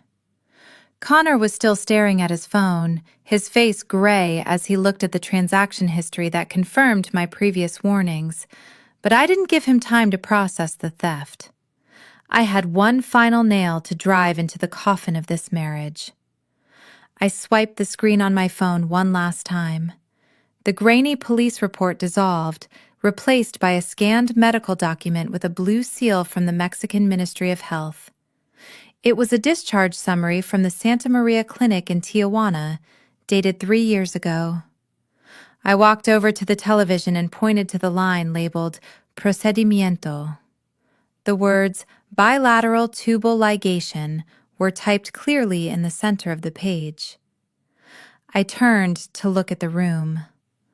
I know not everyone speaks Spanish or medical terminology, so let me translate, I said, my voice dropping to a deadly calm. This is a record of a voluntary surgical sterilization. Ebony let out a sound that was less like a cry and more like a wounded animal. She curled into a ball in her chair, burying her face in her hands. My mother, Denise, closed her eyes and turned her head away, unable to watch the final, most damning lie unravel. I looked directly at Connor, who was staring at the screen with a look of absolute incomprehension. There is no baby Jenkins Smith, Connor. There never was. And unless there is a medical miracle I am unaware of, there never will be. Ebony had this procedure done when she was 23. I know because I drove her to the airport. She told me explicitly that she didn't want to ruin her model figure with stretch marks. She said children were a burden she didn't want to carry. I turned to Patricia, who was looking at Ebony's stomach with a look of pure horror. She isn't protecting an heir, Patricia. She is protecting a scam. She invented a high-risk pregnancy to stop you from asking questions about the money. She used your desire for a grandchild as a shield to hide her bankruptcy. She knew you wouldn't kick a pregnant woman out of the family, so she created one. The silence that followed was heavy and suffocating. Connor stood up slowly. He looked like a man who had been hollowed out. He looked at Ebony, his eyes searching her face for any sign of denial, any sign that I was lying. Ebony, he whispered, his voice cracking. Please tell me this is fake. Tell me you didn't lie about our baby. Ebony looked up, her face a mess of black tears and snot. She opened her mouth to speak, to spin another web, but she couldn't. The document on the screen was signed by her. The date was undeniable. She just sobbed, a raw, ugly sound of defeat. That silence was the confirmation. Connor looked down at his hand. He slowly slid his wedding band off his finger. He didn't throw it. He just dropped it onto the table. It hit the wood with a dull thud that sounded like a gavel ending a life sentence. He looked at my parents, then at Ebony, and said simply, "Get out of my house." The silence in the room shattered instantly. The exposure of her medical history was the breaking point. Ebony did not cry or beg for forgiveness. She snapped. Her face twisted into a mask of pure, unadulterated hatred. She let out a primal shriek that echoed off the high ceilings, a sound so full of venom it made the hair on my arms stand up. She didn't care about the foreclosure or the fraud anymore. She only wanted to destroy the person who had taken off her mask. She lunged across the table, knocking over crystal glasses and sending the centerpiece crashing to the floor. She wasn't running. She was hunting. Her manicured nails were aimed directly at my eyes. I didn't flinch. I stood my ground, ready to defend myself. But I didn't have to. Before she could reach me, a strong arm caught her around the waist. It was Connor. He didn't hold her like a husband comforting a distraught wife. He held her like a prison guard restraining an inmate. He hauled her back, his grip tightening as she thrashed and kicked, screaming obscenities at me that would make a sailor blush. Connor dragged her away from me, spinning her around so she was forced to look at him. "Stop it!" he roared, his voice booming with a command I had never heard from him before. Ebony froze, panting heavily, her chest heaving against his. The room was deadly quiet again, save for the sound of jagged breathing. Connor looked down at her, but there was no love left in his eyes. There was only confusion and a dawning, horrifying realization.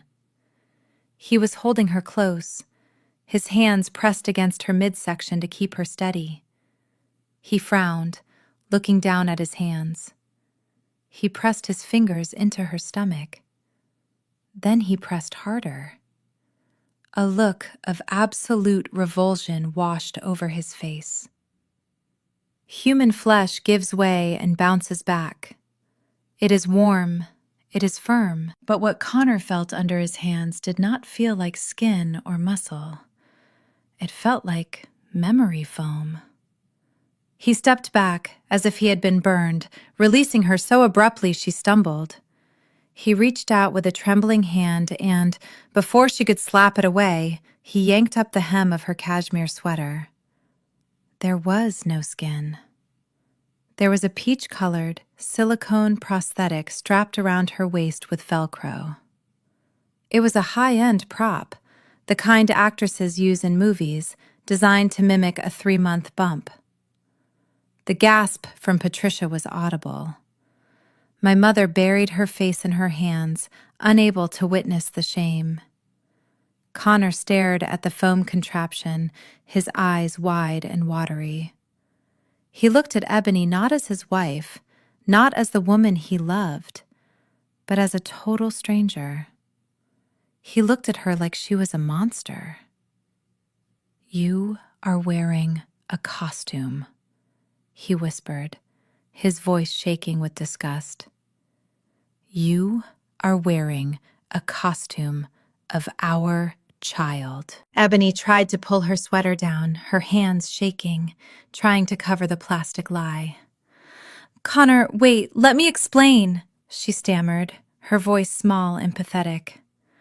"Don't you dare speak to me," Connor spat. He backed away from her, wiping his hands on his pants as if he were trying to clean off a contagion. "You didn't just lie about money. You played with my soul. You let me talk to that stomach. You let me name it, and it was just a piece of plastic." He looked at me, then back at the woman he had married less than 24 hours ago. He pointed at the door. "Get out. Get out of my house before I throw you out." The sound of Connor's voice ordering his wife out of the house hung in the air like smoke after an explosion. For a heartbeat, the room was still. I expected my parents to rush to Ebony's side. I expected them to defend their daughter, to plead for mercy, or at least to help her up from where she had stumbled against the sideboard. After all, they were the ones who had pushed her into this charade. They were the ones who needed the foreclosure money. But I had forgotten the cardinal rule of the Jenkins family. Self-preservation is the only religion. My father, Marcus, looked at Connor's furious face, then at Patricia's icy stare. He did the math in his head instantly. The marriage was dead. The money was gone. The only thing left to save was their own skin. He didn't step toward Ebony. He stepped away from her, creating a physical distance that spoke volumes. Denise, my mother, was faster. She saw the disgust in Patricia's eyes and decided she needed to mirror it to survive. She walked over to Ebony, who was trembling, clutching the hem of her sweater over the silicone stomach. Ebony looked up at our mother, her eyes wide and wet, reaching out a hand for comfort. She whispered, "Mama, please." Denise didn't take her hand. She pulled her arm back and delivered a sharp, stinging slap across Ebony's face. The sound was sickening, a wet crack that made Connor flinch. Ebony's head snapped to the side, her hand flying to her cheek in shock. She stared at our mother, unable to process the betrayal. "You stupid, greedy girl!" Denise screamed, her voice shrill and performative. She turned to face Patricia and Connor, clasping her hands over her heart. "Oh, Patricia, you have to believe us. We had no idea it had gone this far.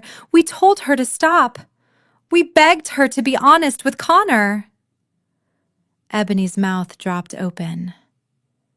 "You what?" she gasped, tears streaming down her face. "You told me to do it.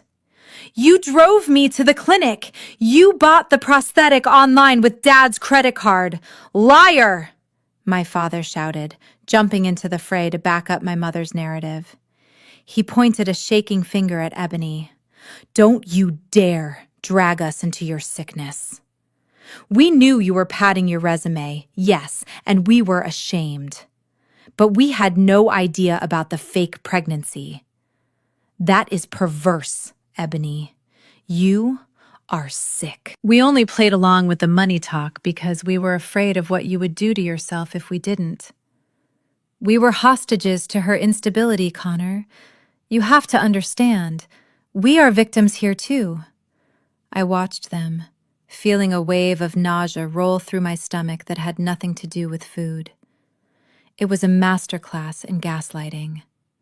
They were cannibalizing their own child to save face. They saw the ship sinking, and instead of helping her bail water, they were drowning her to use her body as a raft.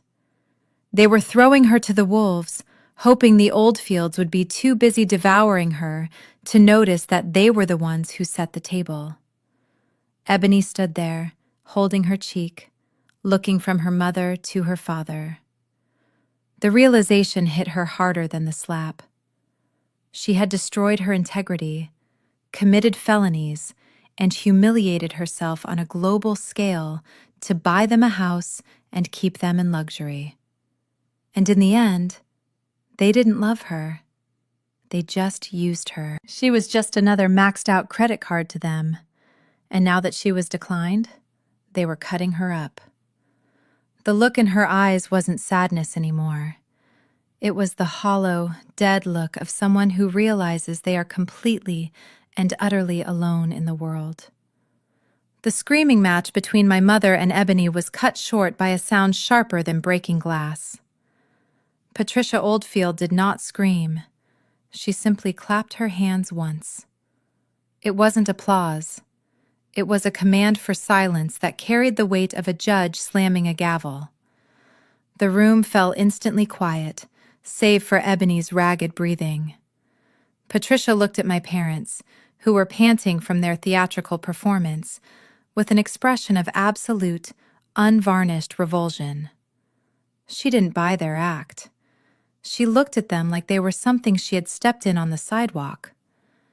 "Save your breath, Marcus," she said, her voice dropping to a terrifyingly low register. "Do not insult me by pretending you are victims. I have watched you enable this circus for months. You are not hostages. You are parasites. And I am fumigating my house." She reached out and pressed a small, discreet button on the wall panel near the dining entrance. Almost immediately, the heavy double doors swung open. Edwards, the head of the estate security team, stepped in, flanked by 3 large men in dark suits. They didn't look like the rental guards from the wedding. These men looked like they broke bones for a living. Patricia didn't even look at them. She just pointed a manicured finger at the trio of disasters standing by her sideboard. "Edwards, please remove these people from my property," she ordered, her tone as casual as if she were asking him to take out the trash. "They are trespassing. If they resist, or if they ever set foot near this gate again, call the sheriff and have them arrested for fraud." My father tried to protest. He puffed out his chest and started to say something about family rights, but Edwards didn't let him finish. He grabbed my father by the lapels of his mud-stained tuxedo and marched him backward. My mother let out a shrill shriek as another guard took her firmly by the arm, steering her toward the exit like a misbehaving child. Ebony didn't fight. She looked at Connor one last time, her eyes pleading for a reprieve. But he had turned his back to her, staring out the window at the manicured gardens. She slumped, letting the 3rd guard drag her out, her silicone stomach shifting awkwardly under her sweater. For a moment, it was just chaos. The sound of my mother's wailing and my father's empty threats echoed down the marble hallway until the heavy front door slammed shut, cutting off the noise. The silence that rushed back into the room was heavy, but clean. I was the only Jenkins left standing. Patricia turned to me. Her eyes were still cold, but the hostility was gone. She looked at the black folders I had left on the table, then up at my face. She didn't thank me. Women like Patricia don't thank people for doing what is necessary. But she gave me a curt nod, a microscopic acknowledgement of respect.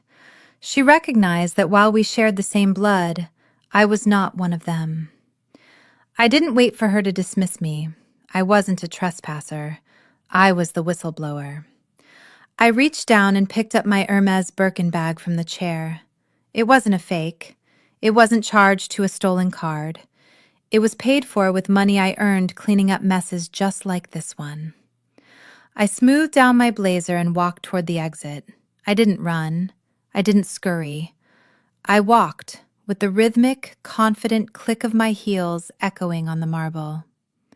When I stepped out onto the massive stone porch, the sun was shining. Down the driveway, I saw my family's car being escorted off the premises by the security SUV. They were shouting at each other inside the vehicle, hands waving, blaming one another for the collapse of their house of cards. I walked past the drama, straight to my Porsche. I unlocked the door, slid into the leather seat, and put on my sunglasses. I didn't look back at the mansion. I didn't look back at the family that had tried to consume me. I shifted into gear and drove toward the gate. For the first time in my life, I wasn't just driving away. I was moving on. It has been exactly 30 days since the brunch at the Oldfield estate ended in a security escort. Usually, time heals all wounds, but in the case of my family, time just gave the lawyers enough room to sharpen their knives. I sat in the reception area of Sterling & Associates, the most aggressive family law firm in the city. I wasn't there as a defendant. I was there because I had been subpoenaed as a witness for the plaintiff. Connor was not looking for a divorce. A divorce implies that a valid marriage existed in the first place. Connor was filing for an annulment based on fraud in the inducement. He was erasing Ebony from his life as if she were a clerical error. When the heavy glass doors opened, I was ushered into a conference room that smelled of leather and intimidation. The table was long and polished, a stark contrast to the plastic table in the service tent where I had sat a month ago. On one side sat Connor. He looked different. The soft, golden retriever energy was gone. He looked tired, thinner, and his eyes were hard. Next to him was his lawyer, a shark of a man named Mr. Sterling. On the other side of the table sat my family. They looked like refugees from their own lives. My father, Marcus, was wearing a suit that was clearly 2 sizes too big now that the stress had eaten away his weight. My mother, Denise, wasn't wearing her usual layers of jewelry. She was staring at her hands, which were devoid of rings. And then there was Ebony. She was sitting in the middle, looking small and cornered. She wasn't wearing designer cashmere today. She was wearing a tracksuit, and her roots were showing. The facade had fully eroded. Mr. Sterling didn't waste time with pleasantries. He opened a binder that was 3 inches thick. He stated clearly that his client was seeking a full annulment on the grounds that the marriage was entered into under false pretenses.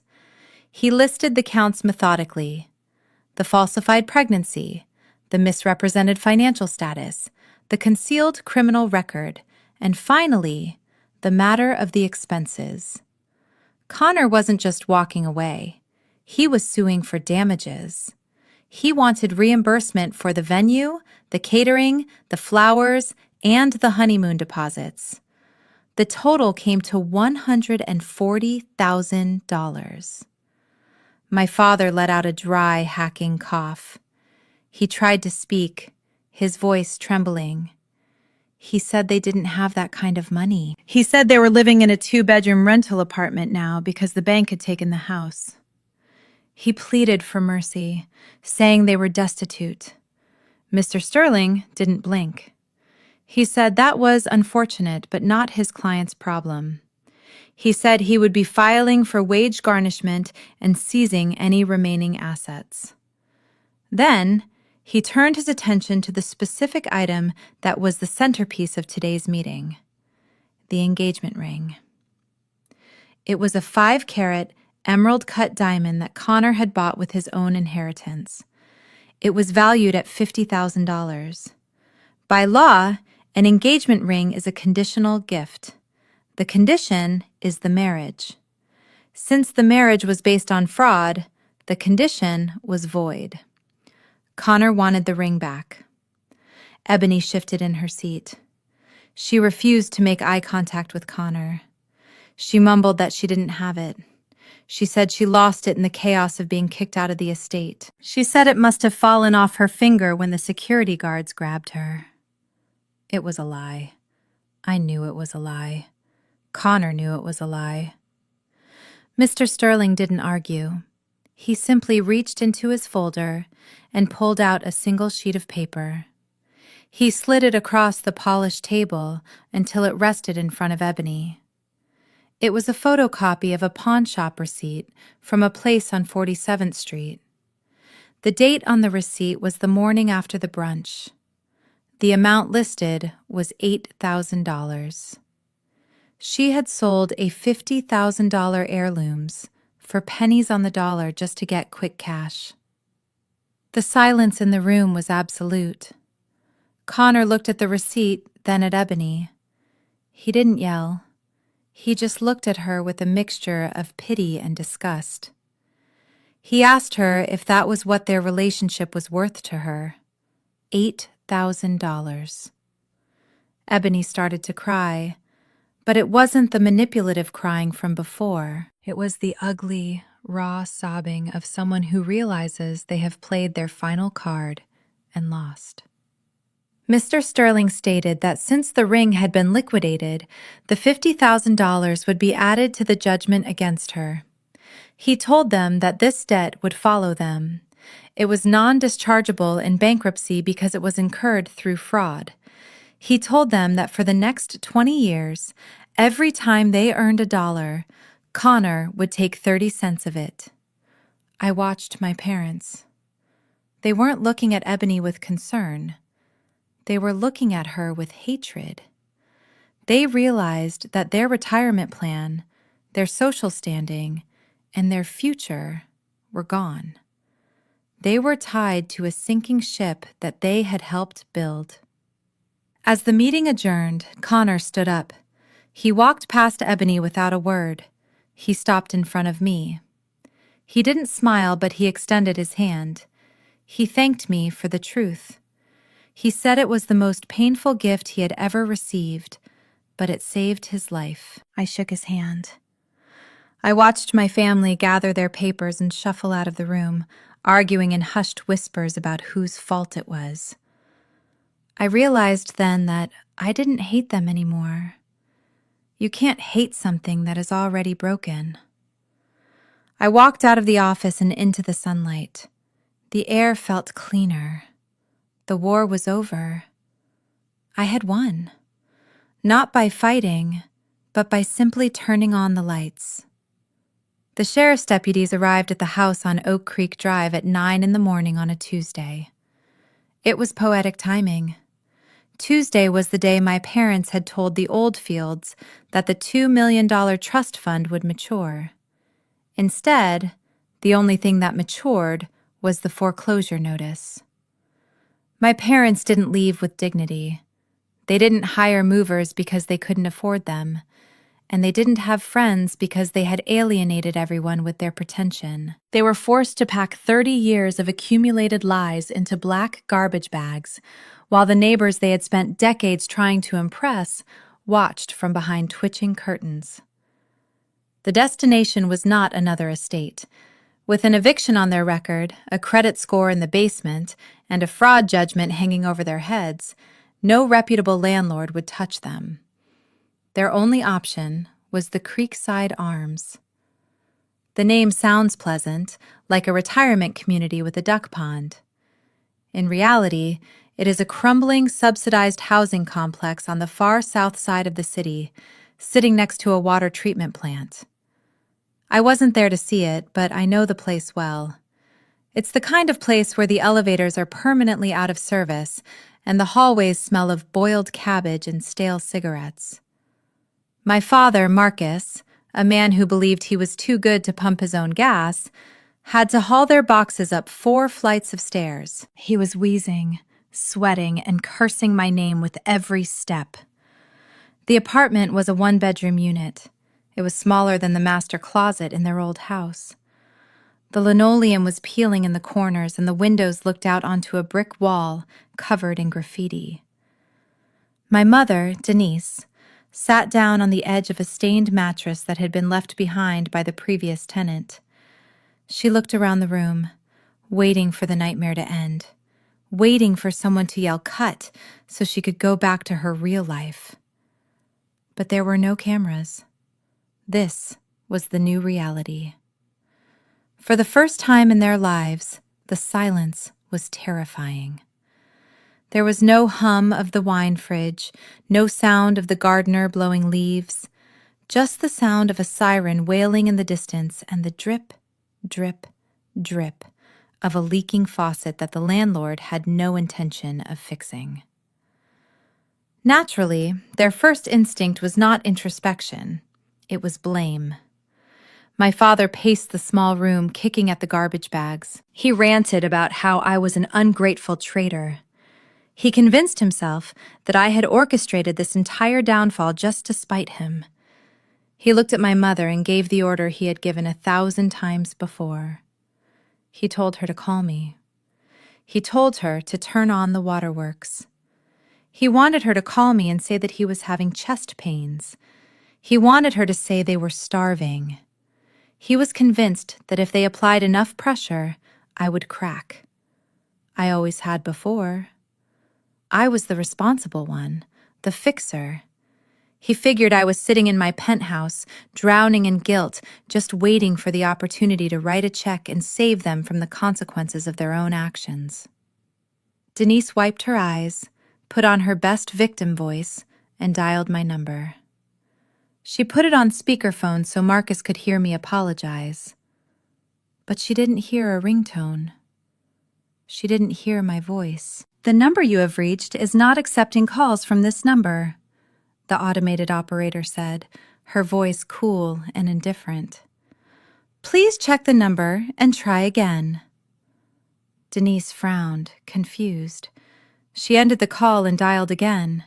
The same robotic rejection followed. She tried texting.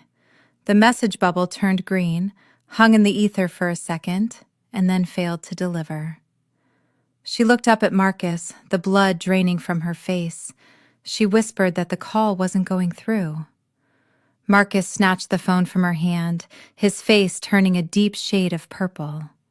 He dialed from his own phone. Same result. He tried calling from Ebony's phone, which was currently sitting on a cardboard box because she was curled up in the corner, catatonic with shock. Same result. They realized then that it wasn't a glitch. I hadn't just ignored them. I had erased them. I had changed my number. I had blocked their emails. I had instructed the security at my building to turn them away on sight. The bridge wasn't just burned. I had demolished the foundations. My father threw the phone across the room. It hit the thin drywall, leaving a dent. He screamed until his voice gave out, cursing the daughter who had finally learned to say no. But his screams didn't matter anymore. They were just noise in a noisy apartment complex. They were trapped in a prison of their own making, with no one left to manipulate, no one left to steal from, and no audience left to watch their performance. The ATM was closed. The fixer had retired. And as the sun went down over the industrial park outside their window, the darkness in that room was absolute. The fluorescent lights of the Waffle House on I-95 do not flatter anyone, especially at 3 a.m. For Ebony Jenkins, who used to spend 3 hours contouring her face before leaving the house, the harsh white glare was a nightly torture. She was no longer wearing cashmere or silk. She was wearing a polyester uniform that was 2 sizes too big, stained with grease and smelling of stale maple syrup. Her name tag, which hung crookedly on her chest, didn't say fashion stylist or hedge fund manager. It just said Ebony, and underneath in smaller letters, it said trainee. She wiped down the sticky counter with a gray rag, her movements sluggish and resentful. Her feet, shoved into ugly black non-slip shoes, throbbed with a dull, aching pain. She wasn't used to standing for 8 hours. She was used to sitting in brunch spots and getting pedicures. Now her expensive acrylic nails were gone, replaced by short, chipped nubbins because the health code didn't allow fake nails around the food. Every time she scrubbed a dried piece of egg off a table, she felt a little piece of her soul die. The bell above the door chimed, signaling a new group of customers. Ebony didn't look up immediately. She just sighed, grabbed the sticky menus, and walked over to the booth by the window.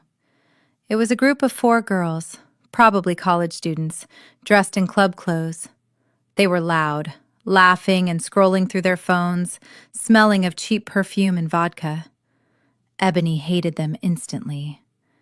They were everything she used to be. She slapped the menus down on the table. "Welcome to Waffle House," she muttered, not bothering to fake a smile. "What can I get you?"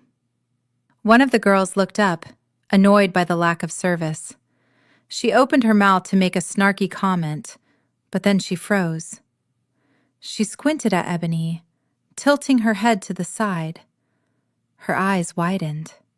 She nudged her friend next to her and whispered something. The friend looked up. Then the third girl looked. Suddenly, the table went quiet. The air shifted from drunken hunger to malicious excitement.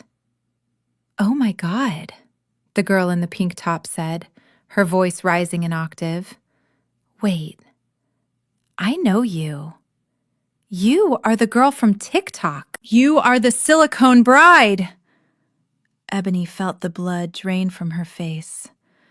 She turned to walk away, but her legs felt like lead. The story of the wedding hadn't just stayed in Barrington. One of the guests, probably a cousin she had ignored for years, had leaked the video of the confrontation. The clip of Connor exposing her fake stomach had 50 million views. The hashtag #ScammyEbony was trending for 3 days straight. She wasn't just broke. She was the internet's favorite punchline. The girls pulled out their phones. The flashlights turned on, blinding her. "It is her!" the friend screamed, laughing. "Hey, where's the baby? Did you leave it in the recycling bin?" Ebony held up her tray to block her face, backing away toward the kitchen. "Please," she begged, her voice cracking. "Please don't record me. I am just trying to work." "Work?" the girl in the pink top scoffed. "I thought you were a hedge fund manager. Did the market crash, or did your fake pregnancy test bounce?" They were filming her, narrating to their followers that they had found the famous scammer serving hash browns on the interstate. The humiliation was physical. It felt like her skin was burning. The cook, a large man named Daryl who had no patience for drama, rang the service bell aggressively. "Order up, Ebony! Stop playing with the customers and get these plates!" She had to go back. She had to serve them. She picked up the heavy plates of waffles and eggs, her hands shaking so bad the silverware rattled. As she set the food down, the girls were still filming, zooming in on her name tag, zooming in on her ruined hands. One of them asked if she could pay for her meal with a fake credit card, or if that was only for family members. They laughed. It was a cruel, hyena-like sound that echoed off the tile walls. Ebony retreated to the dish pit in the back, leaning against the metal sink, trying to catch her breath. She wanted to quit. She wanted to walk out the back door and never come back. But she couldn't. Every Tuesday, her paycheck was deposited, and every Wednesday, 30% of it was automatically garnished and sent to the law offices of Sterling and Associates. Connor was taking his money back, one minimum wage hour at a time. The judge had been very clear. If she missed a payment, she would be in contempt of court. She pulled her pay stub out of her apron pocket.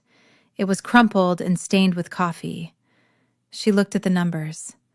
After taxes, after the garnishment, and after the uniform fee, she had made $200 for a week of hell. It wasn't enough to buy a bottle of the perfume she used to wear. It was barely enough to pay for the shared room she was renting in a basement apartment. She looked at her reflection in the stainless steel of the refrigerator door. The woman staring back looked 10 years older. Her eyes were hollow. Her mouth was drawn in a permanent line of bitterness. There was no glamour left. There was no potential. There was just the smell of grease and the crushing weight of consequences. Daryl yelled her name again. "Table 4 needs coffee!" Ebony shoved the pay stub back into her pocket. She wiped her face with the back of her hand, took a deep breath of the stale, greasy air, and walked back out onto the floor. She picked up the coffee pot. The girls at table 4 were still watching her, whispering and giggling. Ebony poured the coffee. She didn't spill a drop. She didn't scream. She just served them, because for the first time in her life, she had no other choice.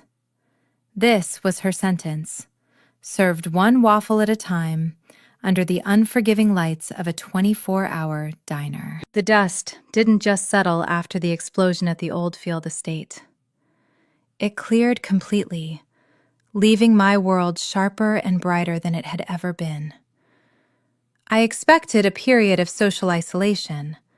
I assumed that by nuking a high society wedding, I would be blacklisted from the elite circles that my design firm relied on.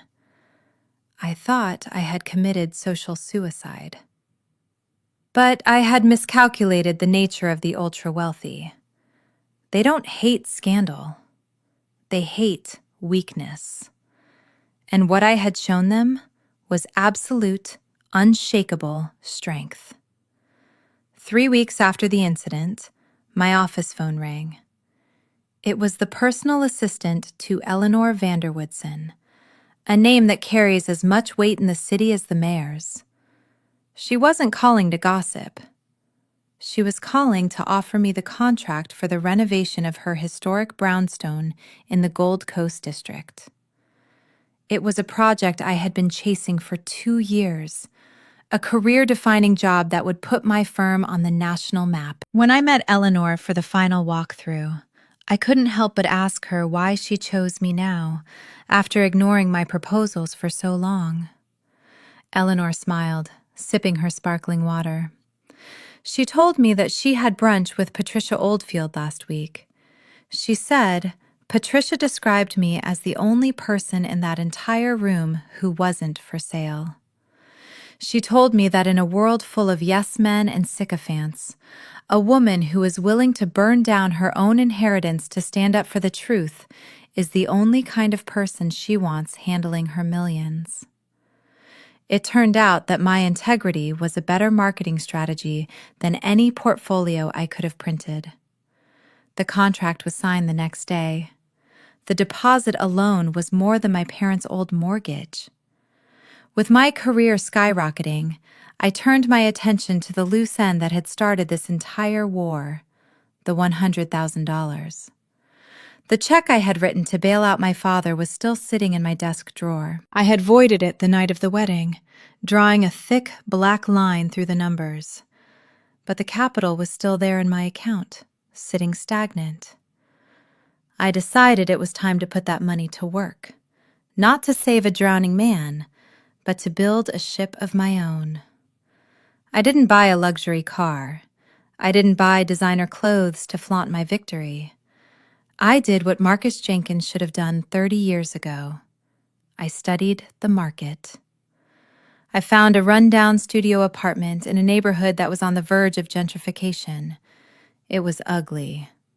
The carpet was shag orange, the cabinets were peeling laminate, and it smelled like old library books. But the bones were good, and the price was right. I bought it in cash. There were no balloons payments. There were no predatory loans. There was just a clean title and a set of keys that belonged to me and me alone. I spent my weekends there, not as a glamorous CEO, but as a worker. I tore up the carpet myself.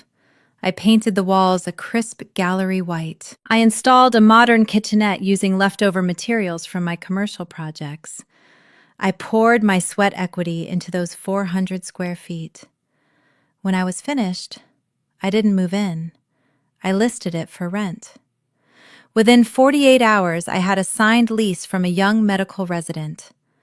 The rent check I received the first month wasn't huge, but it was the most beautiful piece of paper I had ever held. It represented passive income. It was wealth that generated itself, built on a foundation of hard work and smart decisions, not lies and leverage. I remember standing in that empty studio right before the tenant moved in. The late afternoon sun was streaming through the clean windows, hitting the refinished hardwood floors. I thought about my parents in their dark, cramping apartment next to the water treatment plant. I thought about Ebony scrubbing grease off tables at the Waffle House. They had spent their lives chasing the appearance of wealth, and they had ended up with nothing. I had risked everything to destroy that appearance, and I had ended up with everything. I walked to the door and locked it, feeling the solid, heavy click of the deadbolt. It was a sound of security. I walked down the stairs and out onto the street, breathing in the cool autumn air. My phone buzzed in my pocket. It was an email from my accountant confirming that the closing on the studio was finalized and the Vanderwoodson wire transfer had hit. I smiled, put my phone away, and hailed a cab. I wasn't just Nia the scapegoat anymore. I was Nia, the architect of my own life, and the view from here was magnificent.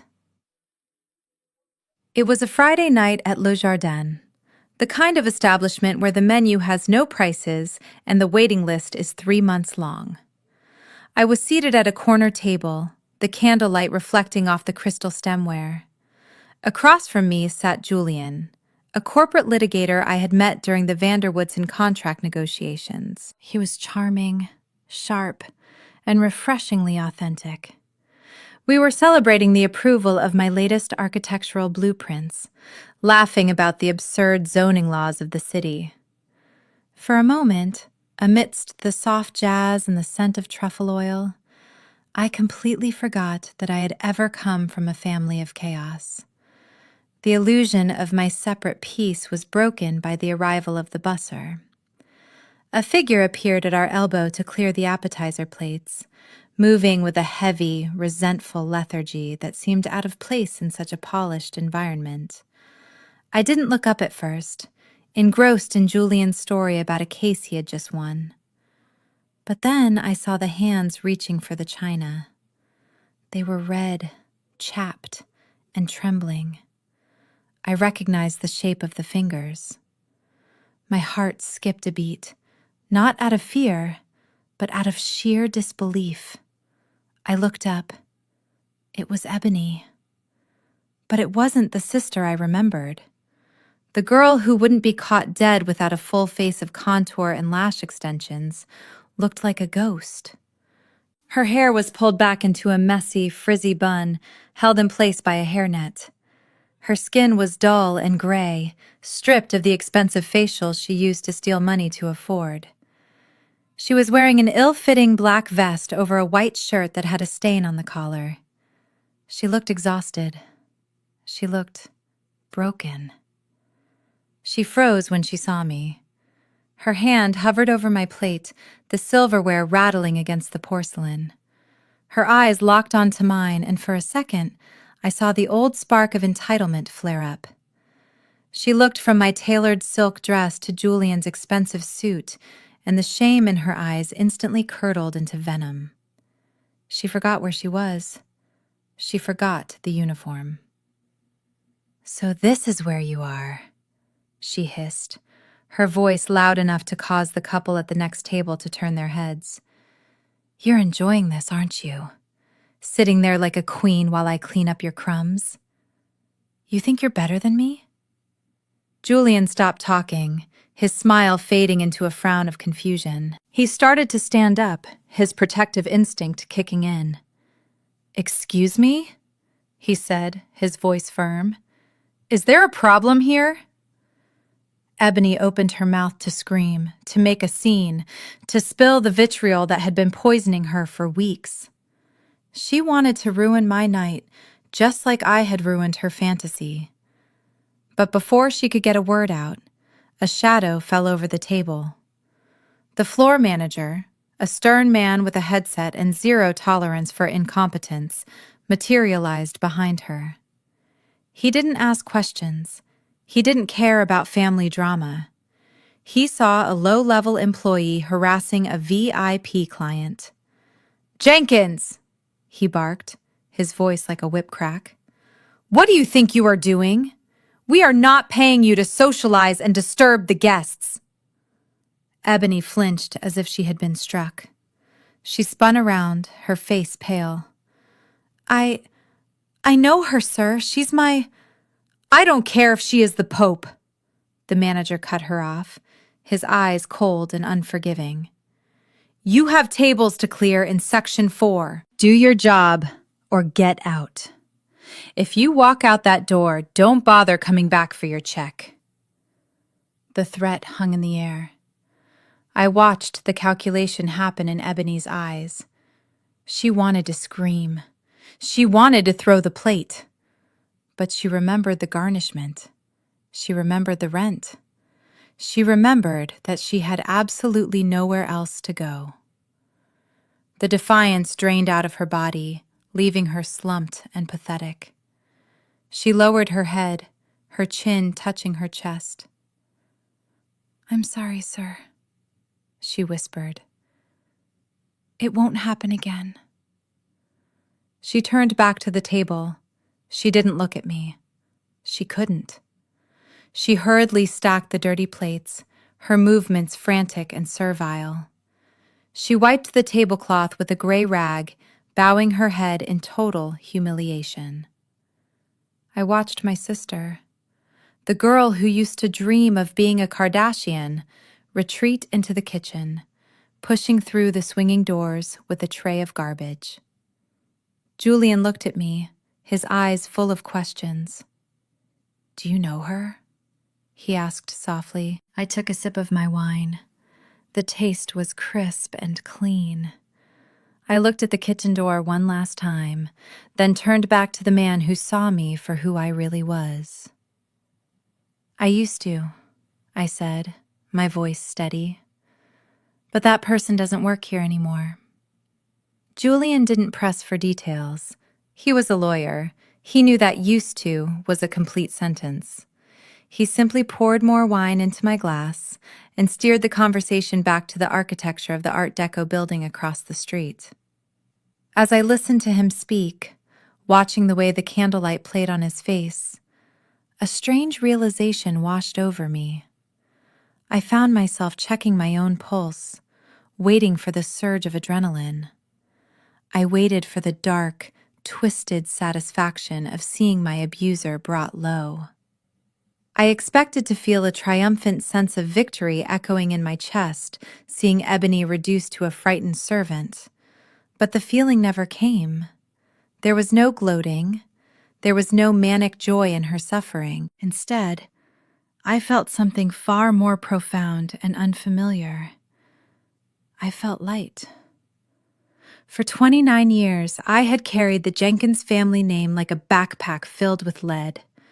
I had been their safety net, their bank, their crisis manager, and their emotional punching bag. Every time they stumbled, I was expected to bleed to cushion their fall.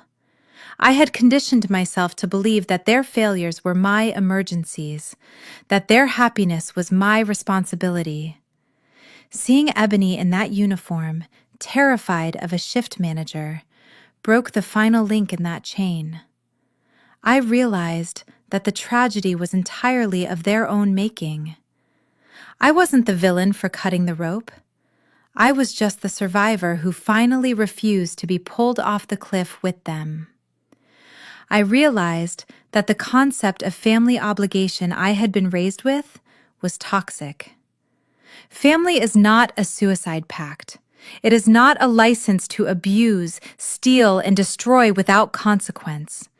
It is not a blank check that you get to cash just because we share DNA. I looked down at my hands resting on the crisp white tablecloth.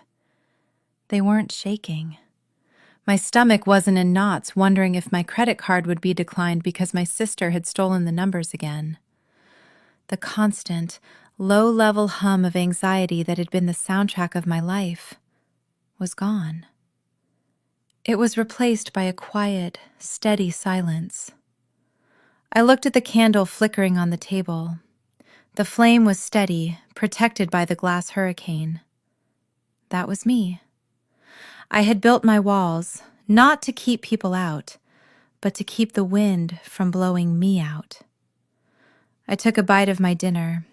It was simple, perfectly cooked, and honest.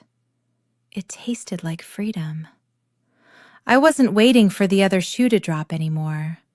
I wasn't checking my phone for emergency texts or threats of suicide. The silence from my family was no longer a punishment they were inflicting on me to teach me a lesson.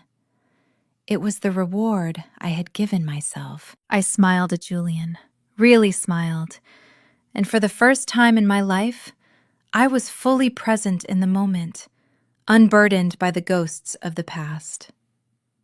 I am sitting back in my living room, the city lights of Chicago twinkling below me like a sea of diamonds. I still have the yellow badge. It is sitting on my mantelpiece, framed in glass. For a long time, looking at that piece of cheap plastic made me feel shame. It made me feel rejected, like I was the disposal bin for my family's failures. But now, when I look at it, I see something completely different. I see a ticket to freedom. If I had given them that check, nothing would have changed. The warehouse would still be gone, Ebony would still be living a lie, and I would be $100,000 poorer and infinitely more miserable. They didn't want a daughter. They wanted a lifeline.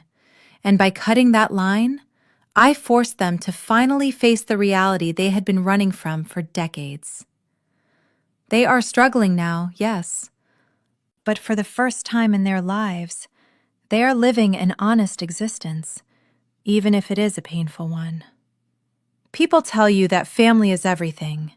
They tell you that blood is thicker than water, but they forget that blood can also carry disease. Sometimes, you have to quarantine yourself to survive. Being downgraded to a restricted guest was not a punishment. It was a liberation. It restricted me from their toxicity. It restricted me from their debts. It restricted me from their lies. It put a velvet rope between my peace and their chaos.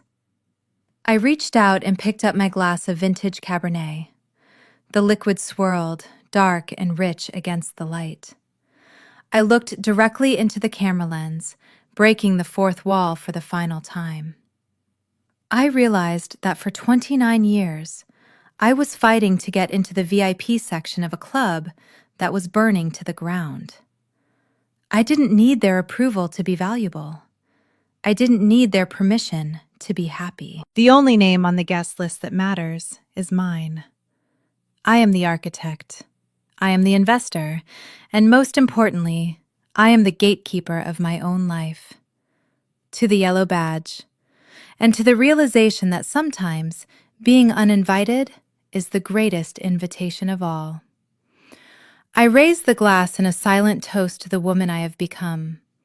I took a slow sip, savoring the taste of a life that is finally, wholly mine. The screen fades to black. The most profound lesson from Nia's journey is that no is a complete sentence.